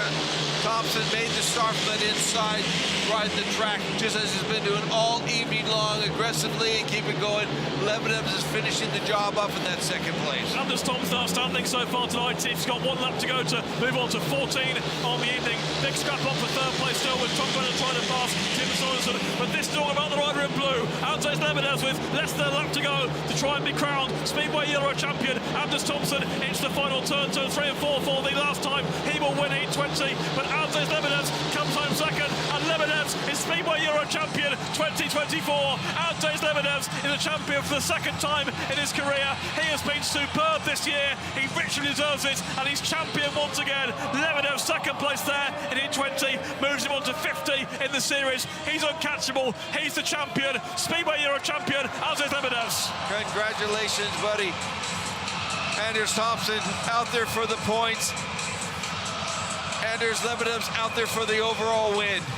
Tom Brennan picked up that third place. On the outside there. On the outside the last corner, got in there, but this guy is still in the show and well-deserved. Second time, 2 Speedway European Championship wins this year, and now overall 2024, a direct seed 2025 GP. Confirming his Grand Prix place with that victory. He has been on a good run in the Grand Prix in the last couple of weeks. He's certainly a coming force in Speedway. It's a big moment for Latvian Speedway again. Lebedevs really establishing himself. And he won it 7 years ago and then went a bit backwards for a couple of years, but has come really fighting back. The podium finish in Güstrow last year really kicked things on, and this year wins in Güstrow and Debrecen. A win there for Andzejs Thomsen, who scored 14 points. Lebedevs second place, that does the job. Tom Brennan got round the outside there in third. Here's your champion, a Grand Prix rider confirmed for next season, and a big title on the board again for the second time. Andzejs Lebedevs, the 2024 Speedway Euro Champion. And also the first pick in the last chance, so it's not over. He could have his third win overall too. Yeah, Thomsen and Madsen are into the final. Lebedevs, Schimel, Dudek and Woryna are in the last chance, but here's the man who has got 50 points and no one can catch that. Lebedevs gets the second place there, that makes him champion. Yeah, he just rode like he's rode all evening long, just pacing his stance, and he made sure he got the deal done. By the time he got into turn 3 and finished the first lap of this heat number 20, Andzejs Lebedevs got that second place. Andzejs Thomsen done the job that he's been doing all evening long. A good start, checked out in this heat 20, but Lebedevs already celebrating right about now. Look at that, hands up, thank you very much. Thank you very much, Andzejs Lebedevs, 50 points, and there's the celebration. Thomsen's been brilliant so far, and may well get that top 5 place overall. Could actually finish 4th if he wins the meeting, of course. Could overcome Pawlicki, but there's the crowd, there's the fans of Andzejs Lebedevs, there's the bumps out the pit gate. Very popular rider indeed. Dudek involved there, Kacper Woryna out there as well.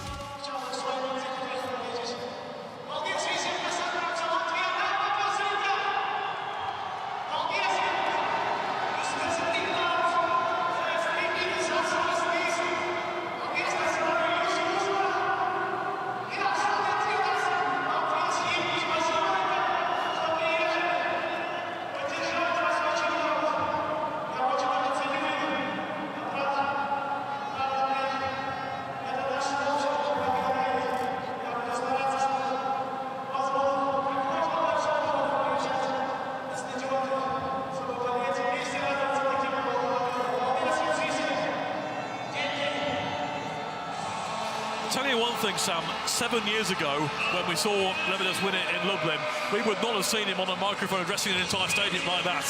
He's certainly got some presence now. And that, I don't know exactly what he said, obviously, but that was emotional. Look at that, there's a lot of people. Yeah, he's happy. Good on. Whatever language you are, whatever nationality you are, Sweet Caroline's lyrics are still well known. Always there. It always sounds good. Yeah, very, very good. Well done, well done. Andzejs Lebedevs is the Speedway Euro Champion 2024.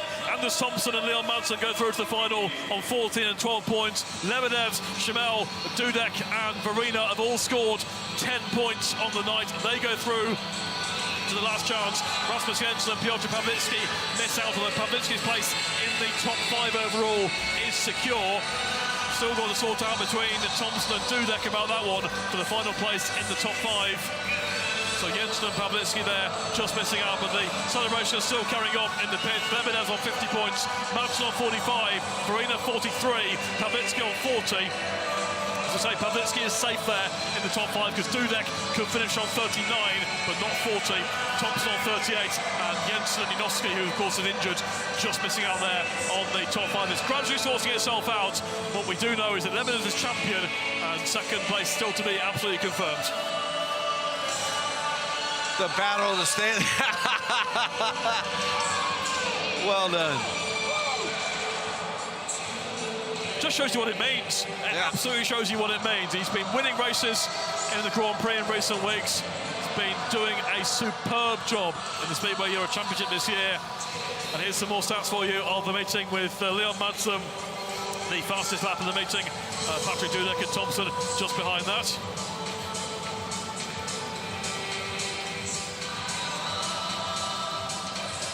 Winning time, Janowski, the fastest, 63.418. Andzejs Thomsen with some quick times as well. Times later in the meeting, not as quick, obviously, as the track has changed. But he's got all the spots in the top 8 there, does Thomsen? Yes, indeed. Robert Schimmel, who's really impressed everyone with the way he has gone tonight, stepping in for, in the end, an absent Janowski Kołodziej, and making it all the way into the top 6. And who knows, beyond that, we will see.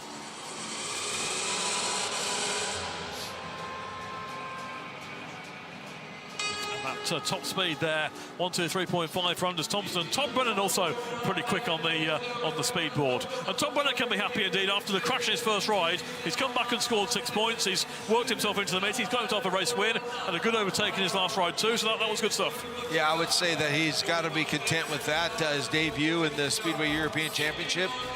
The stats there from the gates, obviously inside 9 wins. 6 from gate 2 and 5 from gate 4, and still 0 from gate 3. And the riders now will be approaching the booth to be able to pick their gate position. Lebedevs will have first choice. Yep. Schimmel will have second, Dudek third, and I take it that Woryna will be coming out of that gate 3. I think that's a pretty safe assumption there. No one's won a race there all night, so why would anyone want to pick it in a key race? But they're just going to drag Lebedevs back out to his pit bay now and say, by the way, you've still got more to do here tonight, which is to take your place and take your gate pick for the last chance. But his season's work is done there. Looks like they're all waiting for the results. Should we give it to them? Everyone checking the scoreboard. Track preparation still taking place ahead of the final 2 races of the meeting. The last chance reminder features, here we go, here are the riders at the picking point, and Andzejs Lebedevs, let's get them in the right order. So Lebedevs, who has won 2 out of 3 rounds of SEC this season, finding himself here in the last chance. He'll be going off the inside here in this last chance race. So Robert Schimmel here, you would think has a choice between blue and yellow. We have seen some races won from the outside. In fact, Schimmel himself won from the outside in heat 17, so he's going to go there again. Yep. Making his way up. So Dudek is next, and one would imagine that he will go gate 2. He will. Is Kacper, who needs to win, or needs to get through, I should say, the last chance race. He'll be going in white.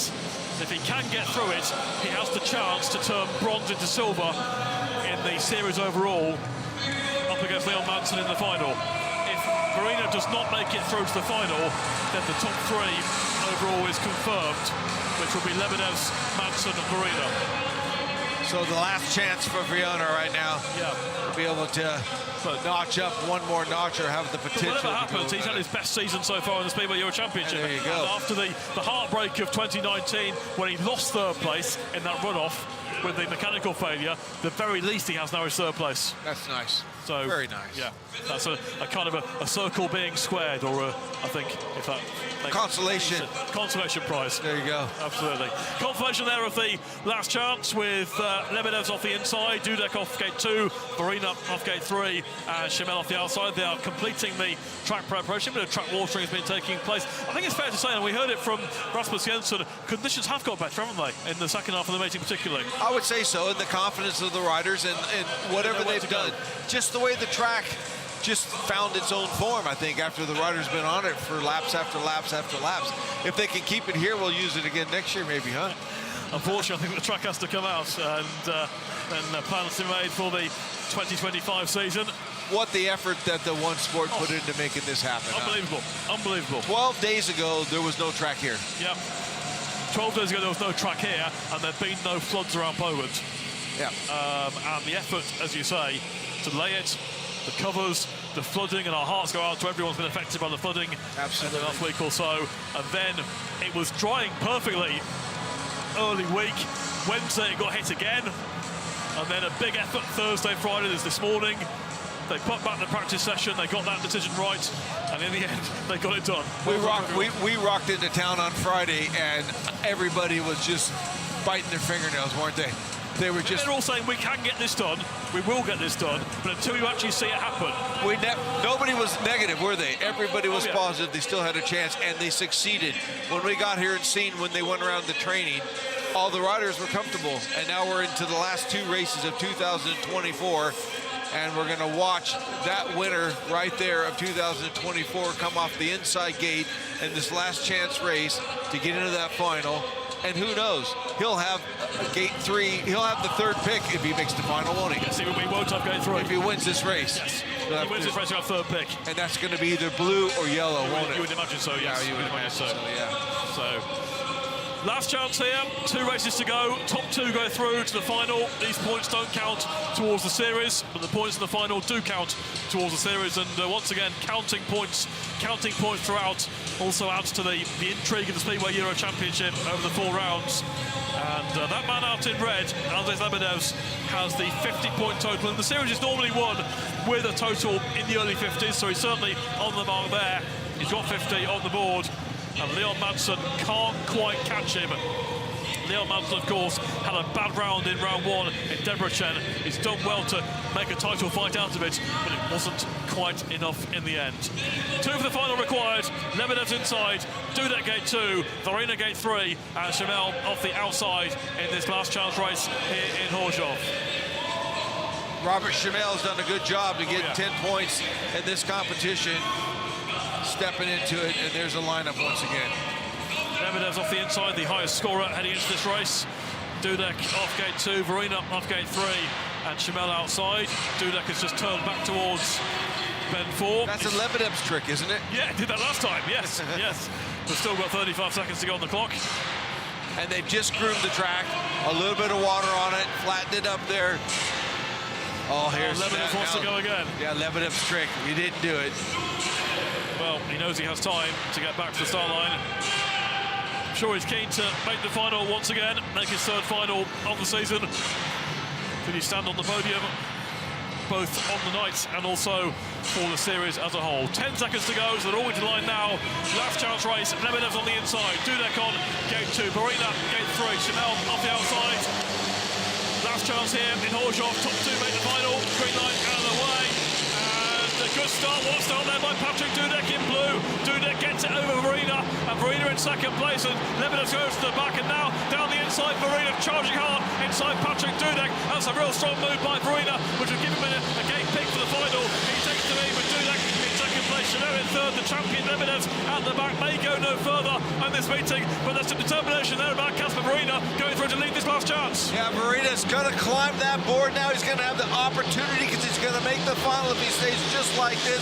And guess what? The first winner off gate 3, possibly. A couple more laps to go, but Dudek doing well to get himself out in front at the start of this heat. Yeah, Woryna can prove that you can win off gate 3, although it was a passing move that made it happen. Moves on to his last lap now. Dudek in 2nd place, Schimmel in 3rd, and Lebedevs is just about to slow down as they start the last lap. Lebedevs' night is over, and his job is very much done. Up the back straight for the final time, and it's a fantastic ride here coming off for Kacper Woryna to go into the final once again in Chorzów for the 3rd time. Woryna wins it, 2nd place Patrick Dudek, 3rd place Schimmel, who goes out, and Lebedevs is coming round turn 3 and 4 to a standing ovation from the crowd here. There he is, the champion winning over the line, out of the contention tonight, but Speedway Euro champion nonetheless. That's already been confirmed. Lebedevs will delight to pass all night, I'm sure, with that one, but Kacper Woryna, who has been in the final here in both 2018 and 2019, is in the final again, and so is Patrick Dudek. Yeah, there's no doubt about it. All the pictures we've seen in the pits, Lebedevs and Dudek has been side by side most of the time. So whatever that was right there, but Dudek got over the top of Lebedevs out of the start. But nobody was paying attention to Kacper Woryna that was minding his own business from that white gate position number 3, and he went out there and was a spoiler, deserves his position. Let's just watch the action. Dudek makes the start, we think. gets in there, holds it down low, but on the outside right there, and then a nice cutback was Kacper that got his wheels in line going into turn 3 and coming underneath Dudek after Dudek did all the work of getting over the top of Lebedevs. Lebedevs gave it up pretty early right there because Robert Chamel as well had passed Lebedevs, and at that point he conceded to the fact that I just need to finish this thing. I already got the gold prize here, but this guy out in front is still climbing the ladder. Kacper, the win here in the last chance puts him straight into the final along with Dudek. And there is Robert Chamel, who's just been doing a celebratory lap as well around the stadium to a great ovation from the crowd too. But Woryna will march on, and quite a bit to come in this final, which will feature Thomsen, Madsen, Woryna and Dudek. If Woryna wins it and Madsen finishes last, then Woryna would finish second overall. If he finishes, if there's a 2-point gap, then they'd have a run-off. Of course, they've been there before on this circuit. And also, the race for the top 5. Andzejs Thomsen currently in 5th place on 38, and Patrick Dudek in 6th place on 36. And they're both in this final. Wow. So that also is a straight fight for top 5 to be sorted out in this grand final. Keep me posted on that, will you? We'll try to, as it goes. Yeah, wow. So we have Lebedevs as champion. We have a battle between Madsen and Woryna for 2nd place overall. Pawlicki is safe in the top 5, not guaranteed 4th, but currently in 4th and can't go lower than 5th. And we have Thomsen and Dudek, who are battling it out for automatic qualification for 2025. So still issues to be resolved in the final. Still lots to tell you. They're not going to touch the track now. It's done. It's ready. The grand final will approach a track that's been raced on. So there'll be plenty of lines. They've been being produced all evening long with the guys that can go the big lines, the guys that hold it kind of mid-track, but you got to get all that start, and then the race begins. And the fans have been loving the action here. And I tell you what, David, this place has definitely got a lot of people in it, doesn't it? I mean, it's huge. It's a massive stadium that holds well over 50,000. So we're well over half full, at least, if not more. I would say. Yeah, certainly come out and made a fantastic atmosphere, and we've seen some thrilling racing. We've seen all sorts tonight. Champion has been crowned. A lot more to sort out yet before the final. These fans love it, don't they? Fans, yeah. They love it. Yeah. Very patriotic about their riders and the enthusiasm. I reckon whenever the races aren't on the track, the fans are just as entertaining. We were experiencing that at Rybnik yesterday, and watching them. You know, they entertain themselves with all the dancing, as this guy showing us. Keep it going. Yeah, absolutely. It's been a fantastic atmosphere, and we have one more race to come. Gate positions to be drawn or picked. Yeah, will Thomsen go for the inside? I would say so. Leon Madsen would go in blue, and it's going to be the owner that will go from yellow. Dudek will be the one that, the way it reads, if I got it right, is that how it's going to be? He'll have 4th pick. Yep, 4th pick. So we are waiting for those picks. Here we go at the board. So Andzejs Thomsen will be first in line. He won from the inside in heat 20. He'll go from the inside again here in the final. Leon Madsen is next to pick.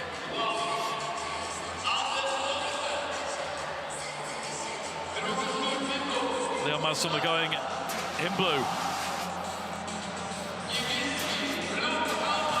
Leon Madsen loving it, absolutely. Joining his fellow. I thought he was gonna change his helmet color when the dry ice flew over him, because he does things like that, doesn't he? He picks one, it almost looks like he's gonna pick it, changes. Woryna goes in white. Wow, Woryna goes in white, leaving Patrick Dudek there in yellow. Dudek will be happy about that, I'm sure. In this final. Well done to Andzejs Thomsen, by the way, making his first final in the Speedway Euro Championship. Can he convert that into a victory? Patrick Dudek left with the outside gate in yellow. And the final tonight is named and staged in memory of Poland's first world champion, Jerzy Zakiel, who won back in 1973. And if you look back at some of the footage of that, it was fairly dramatic, to say the least. He had a tangle or a clash with Ivan Major on the third and fourth bend, and Major attacked him. Major tried to go through. Major crashed, and the race carried on. Major was down on the track. He was being attended to, and Suzuki simply raced on. The race wasn't stopped. It was unbelievable. It wouldn't happen these days. And the crowd went nuts. Oh, they did. They did. Was it, I mean, it must have been close to 100,000 people. About 100,000, yes. That is just insane to be able to have that kind of an atmosphere. And this race is all dedicated to himself. That's good. It is worth watching back the footage of that event if you can, because starts are nothing like they are now, where of course they're regimented and no movement. There was a bit of movement, it could be said, in that 73 final, and then he got the better of Ivan Major, and yeah, it was fantastic. Let's find out more about 1973 and Jevgenijs Suzuki.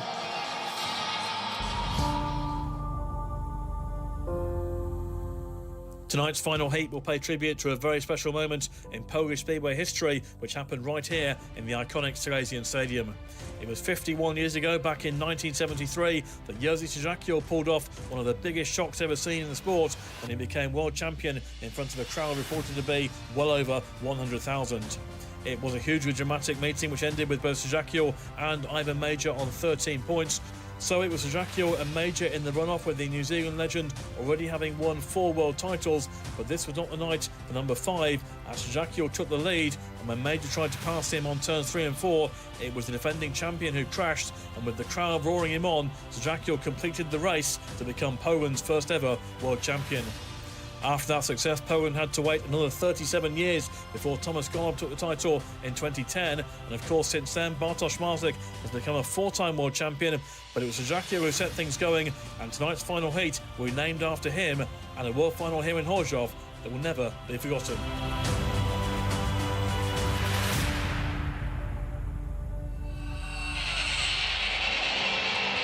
And they are on track now for the final here in Chorzów, in memory of Jevgenijs Suzuki, the winner of the world final here in 1973. And of course, Poland have had their great time since then, and Bartłomiej, since that feature was recorded, has gone on to become a 5-time world champion after confirming that last weekend. But here we are with the final in Chorzów of the Speedway Euro Championship. Andzejs Thomsen on the inside, Madsen on gate 2, Kacper on gate 3, Patrick Dudek on the outside. A reminder, Madsen and Woryna split by 2 points in the race for second place overall, and Thomsen and Dudek split by 2 points in the race for top 5. It's all to race for in this final, grand final here at Chorzów in the 2024 Speedway European Championship. A lot on the line at the moment, isn't there? That championship is secured, but there's still more. There's more to come, and we could have runoffs if we have level scores. It's possible, particularly if Woryna scores well here, or if Dudek can put out a big start from the outside gate.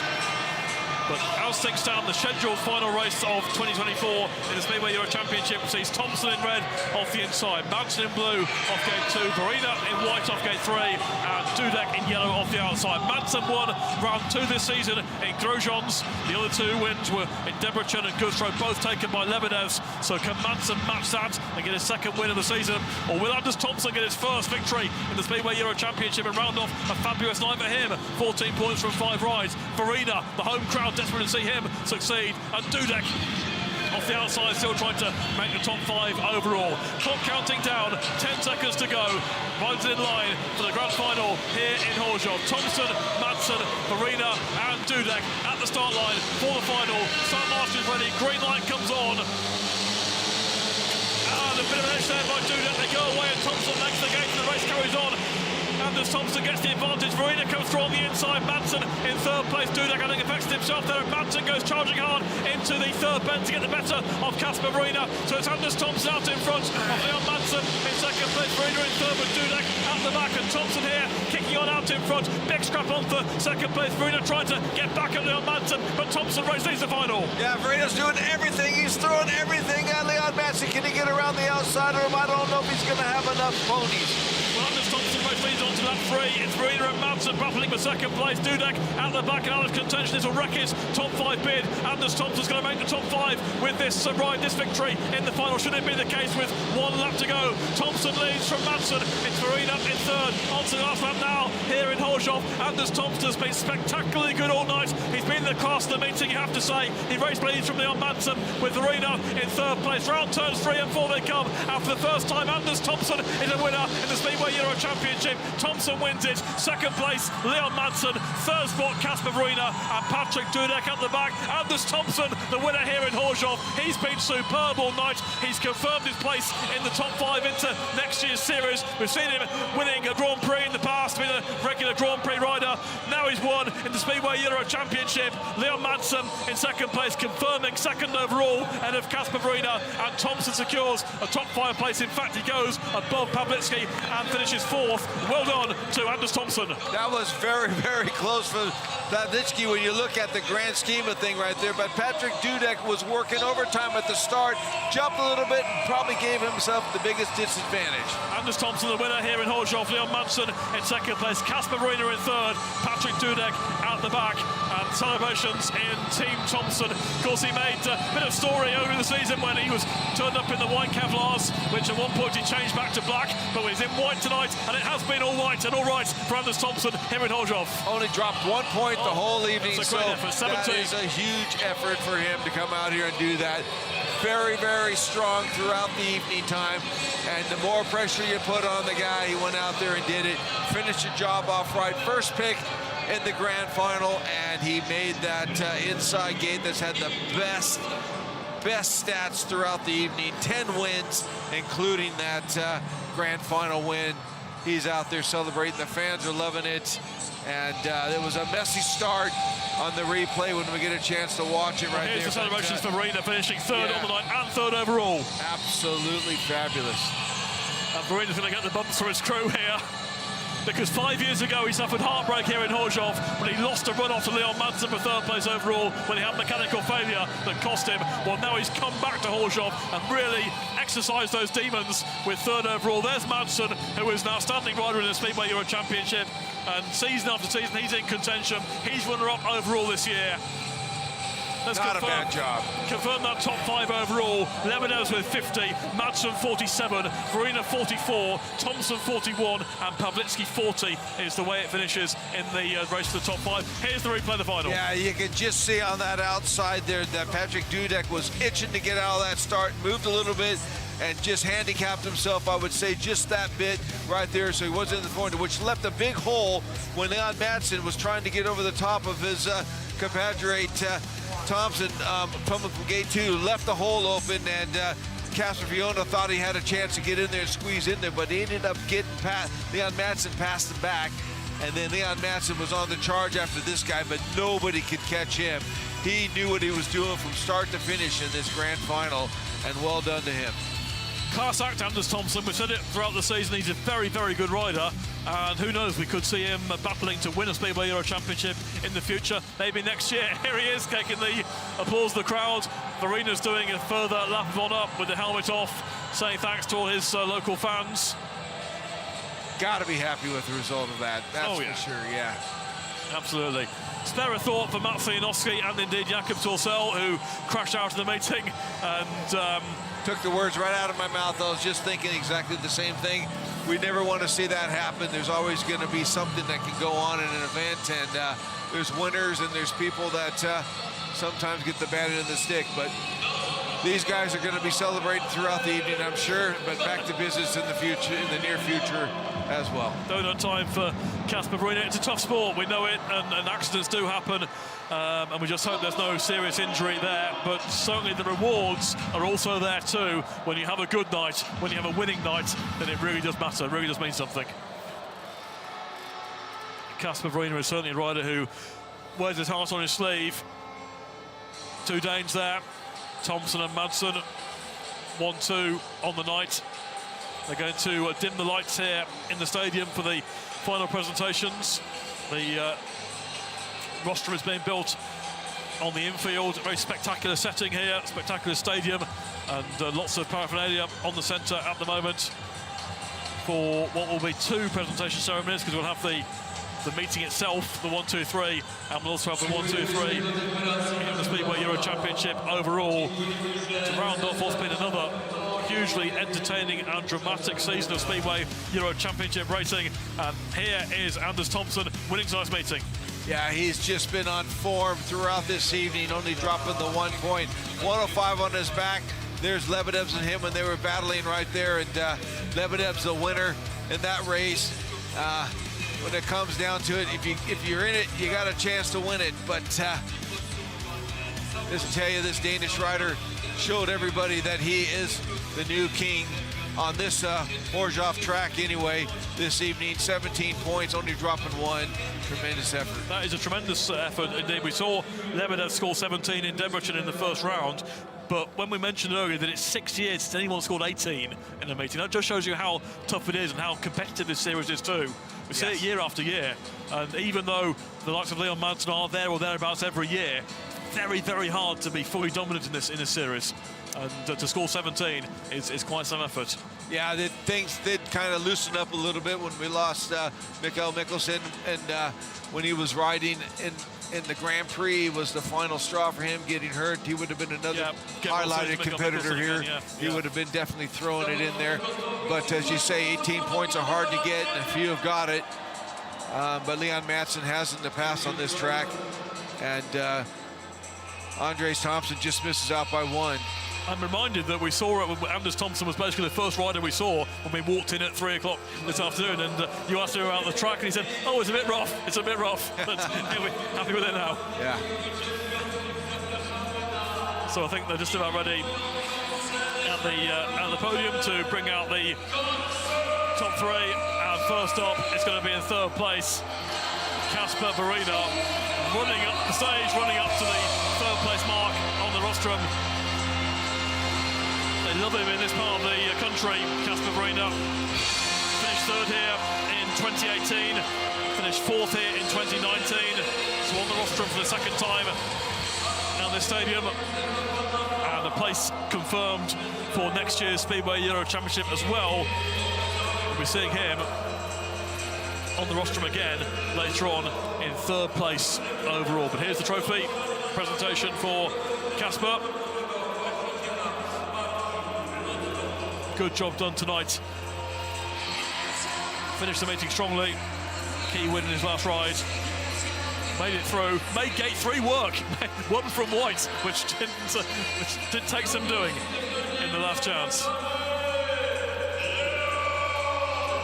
Going up 2nd place on the rostrum. Someone who's got so many roster appearances in the Speedway Euro Championship. 1 win out of 4 this year, but always there or thereabouts. So that first round of the season was damaging to his prospects, but Leon Madsen still worked his way back into the series, back into a title fight, finishing 2nd here in Chorzów. Smiling as well after what's been a year of ups and downs in more ways than one for Leon Madsen. Finishing off with a good result here for him. Couldn't quite bring home that 3rd Speedway Euro Championship title, but I'm sure he'll be back again to try again next year. But we have a new winner. We've had some new winners this year, because Lebedevs had never won a round before this season, and now Andzejs Thomsen can add his name to the list of winners in the Speedway Euro Championship. Here he comes. And the flames roar. Sitting on the top podium, that's the place to be. Big effort, big result on the top prize. Spectacular scenes here in Chorzów. We'll have the Danish national anthem shortly. We can see Andzejs Lebedevs there in the background. He'll be on the rostrum too. But Andzejs Thomsen, the winner here of round 4 Speedway Euro Championship. Always good to have new names at the top. So obviously a rider with plenty of pedigree. Good to have him in the series, and who knows, there could be more to come from him next year and beyond. Thomsen, Madsen and Woryna, the top 3 here in Chorzów. And there's the trophy. The trophy commemorating Jerzy Zdrakiel, and that will be, I'm sure, a pretty special moment. for Andzejs Thomsen. A lot of these riders know the history of Speedway. And that was one of the most famous moments in the sport's history back in 1973. 2 years before 73, 1970 was when they said that we're going to build a speedway track here.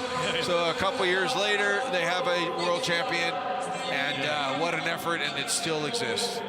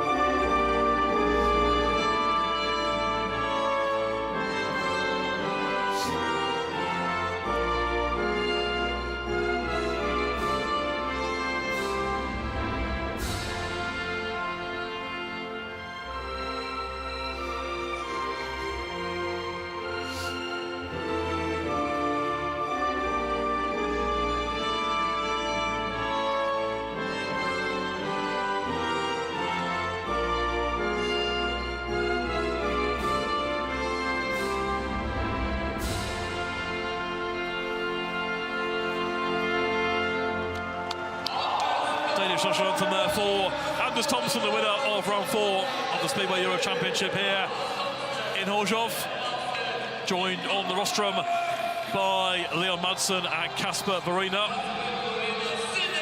They will be there too in the series, because 2 and 3 have finished the same in the series and on the night. But 2024 has been all about Andzejs Lebedevs.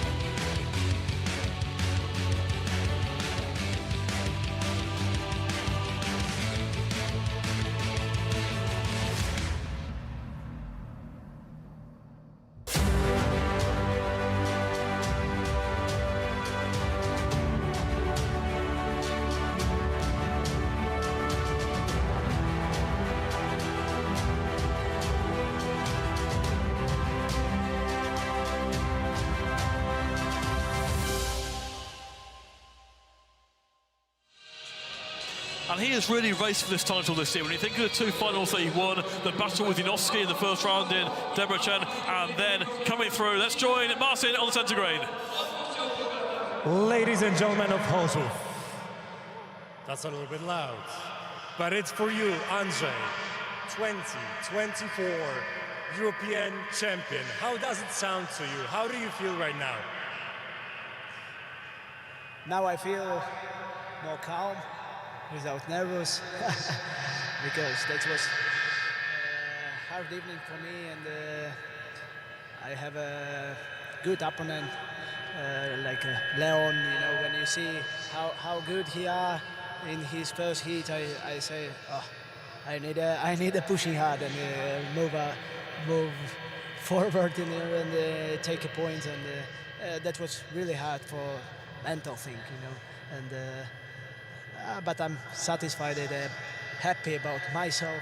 I did, and make a job with this pressure. Congratulations one more time. Andzej, wiem, że mówisz po polsku, to teraz dla Chorzowa po polsku kilka słów. Gratulacje raz jeszcze. Dziękuję bardzo, Chorzów.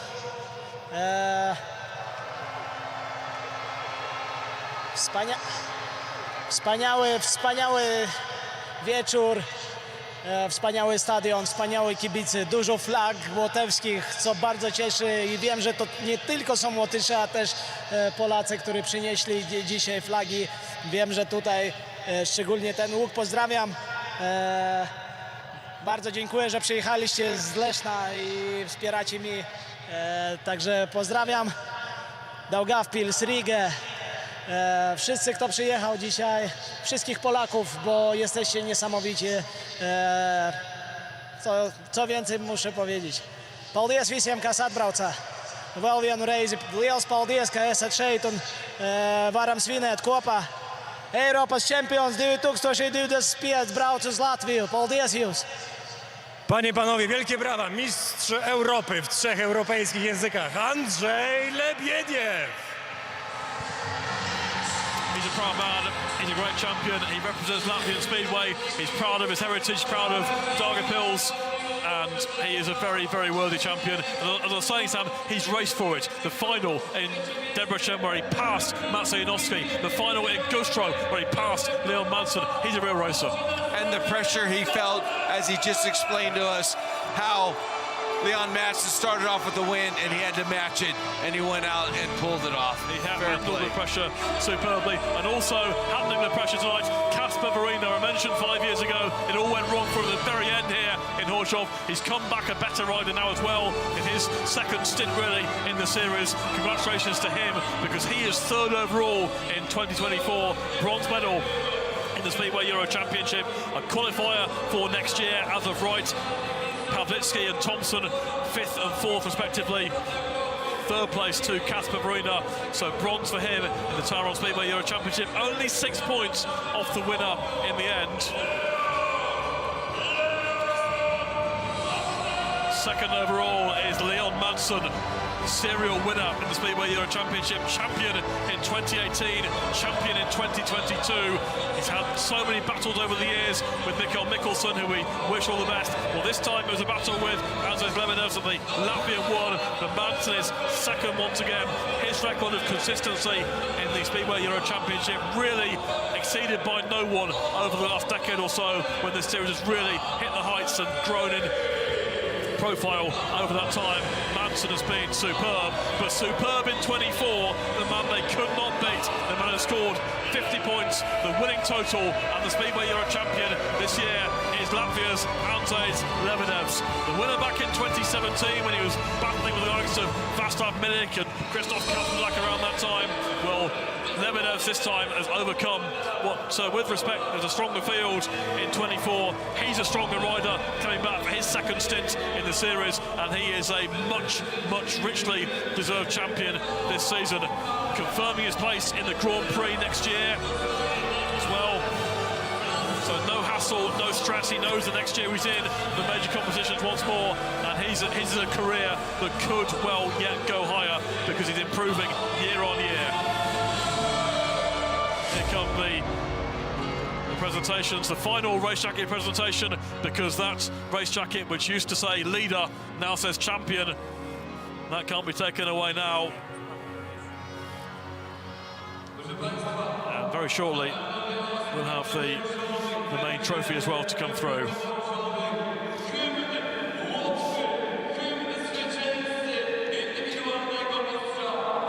But first, national anthem.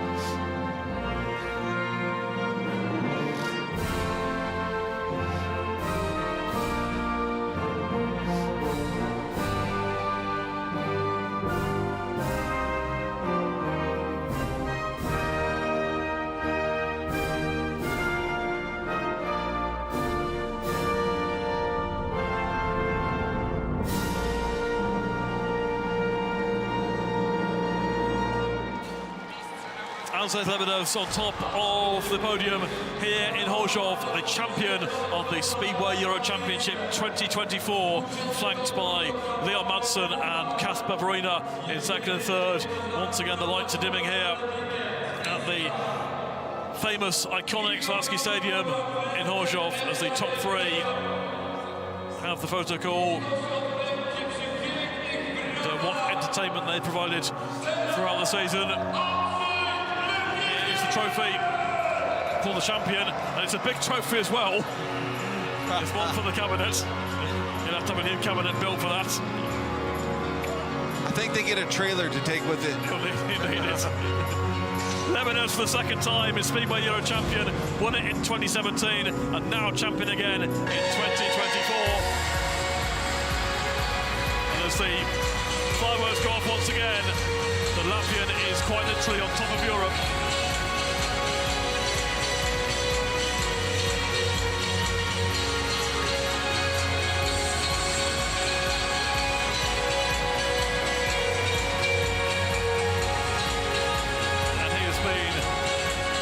Absolutely superb this season. 2 meeting victories. Pressure on tonight. Delivered. Got it done. And the reward is the gold and the Speedway Euro Championship title.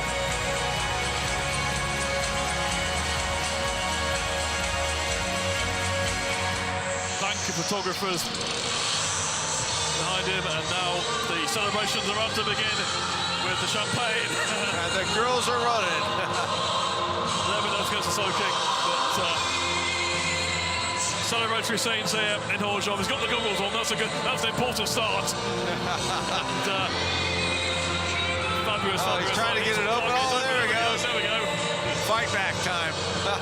So, the taste of victory. Yeah, it stings, but the bubbles. There we go, shared alike. Yeah. Really good stuff from the top three. Top three in 2024. As we round things off here at the Lahti Stadium, and somehow...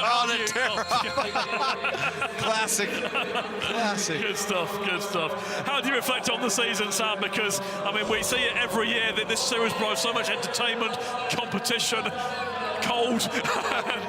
Well, you know, we've seen some great speedway again. We went to a new venue to start off with this year, didn't we? Yeah. And Lebedevs went out there and dominated, only dropped 1 point. And he did it the hard way, passing Leon Madsen. And then Leon Madsen had a dreadful next round. And then, you know, when it all comes down to it, when you're missing a couple of the star riders, but you're still consistent. And that was our Andzejs Lebedevs. That was how good Anders Thomsen was tonight, scoring 17 points. Leon Madsen scoring 14, Woryna 11. Lebedevs got 11 on the night. Dudek and Shimelo did really well. They scored 10, but no doubt on the night, Thomsen was the outstanding rider and fully deserved the victory in the meeting. That was the outcome of the result of the meeting here in Chorzów tonight.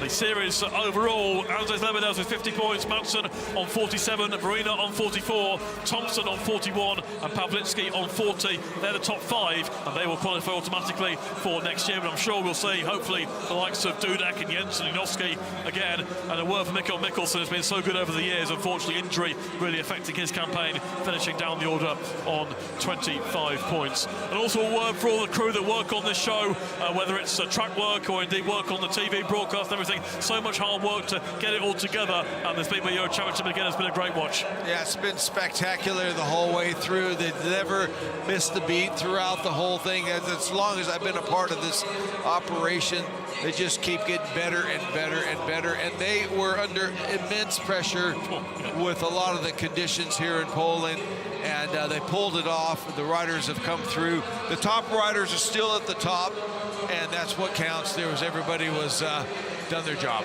Sam, it's been a pleasure working with you again. As always, we've done this for what, goodness knows, 10 years now, but it really is enjoyable, and the series just goes from strength to strength. Yeah, likewise, buddy. Nice one. And let's say many congratulations there to our champion as they raise it once again. Andzejs Lebedevs, Speedway Euro champion of 2024. We hope you enjoyed the action throughout the campaign. We hope to do it all again for you in 25. But we'll say good night from myself, Dave Rowe, and Sam Malenko, and we'll say congratulations again to our champion, Andzejs Lebedevs. From us here in Chorzów, it's a very good night. Right.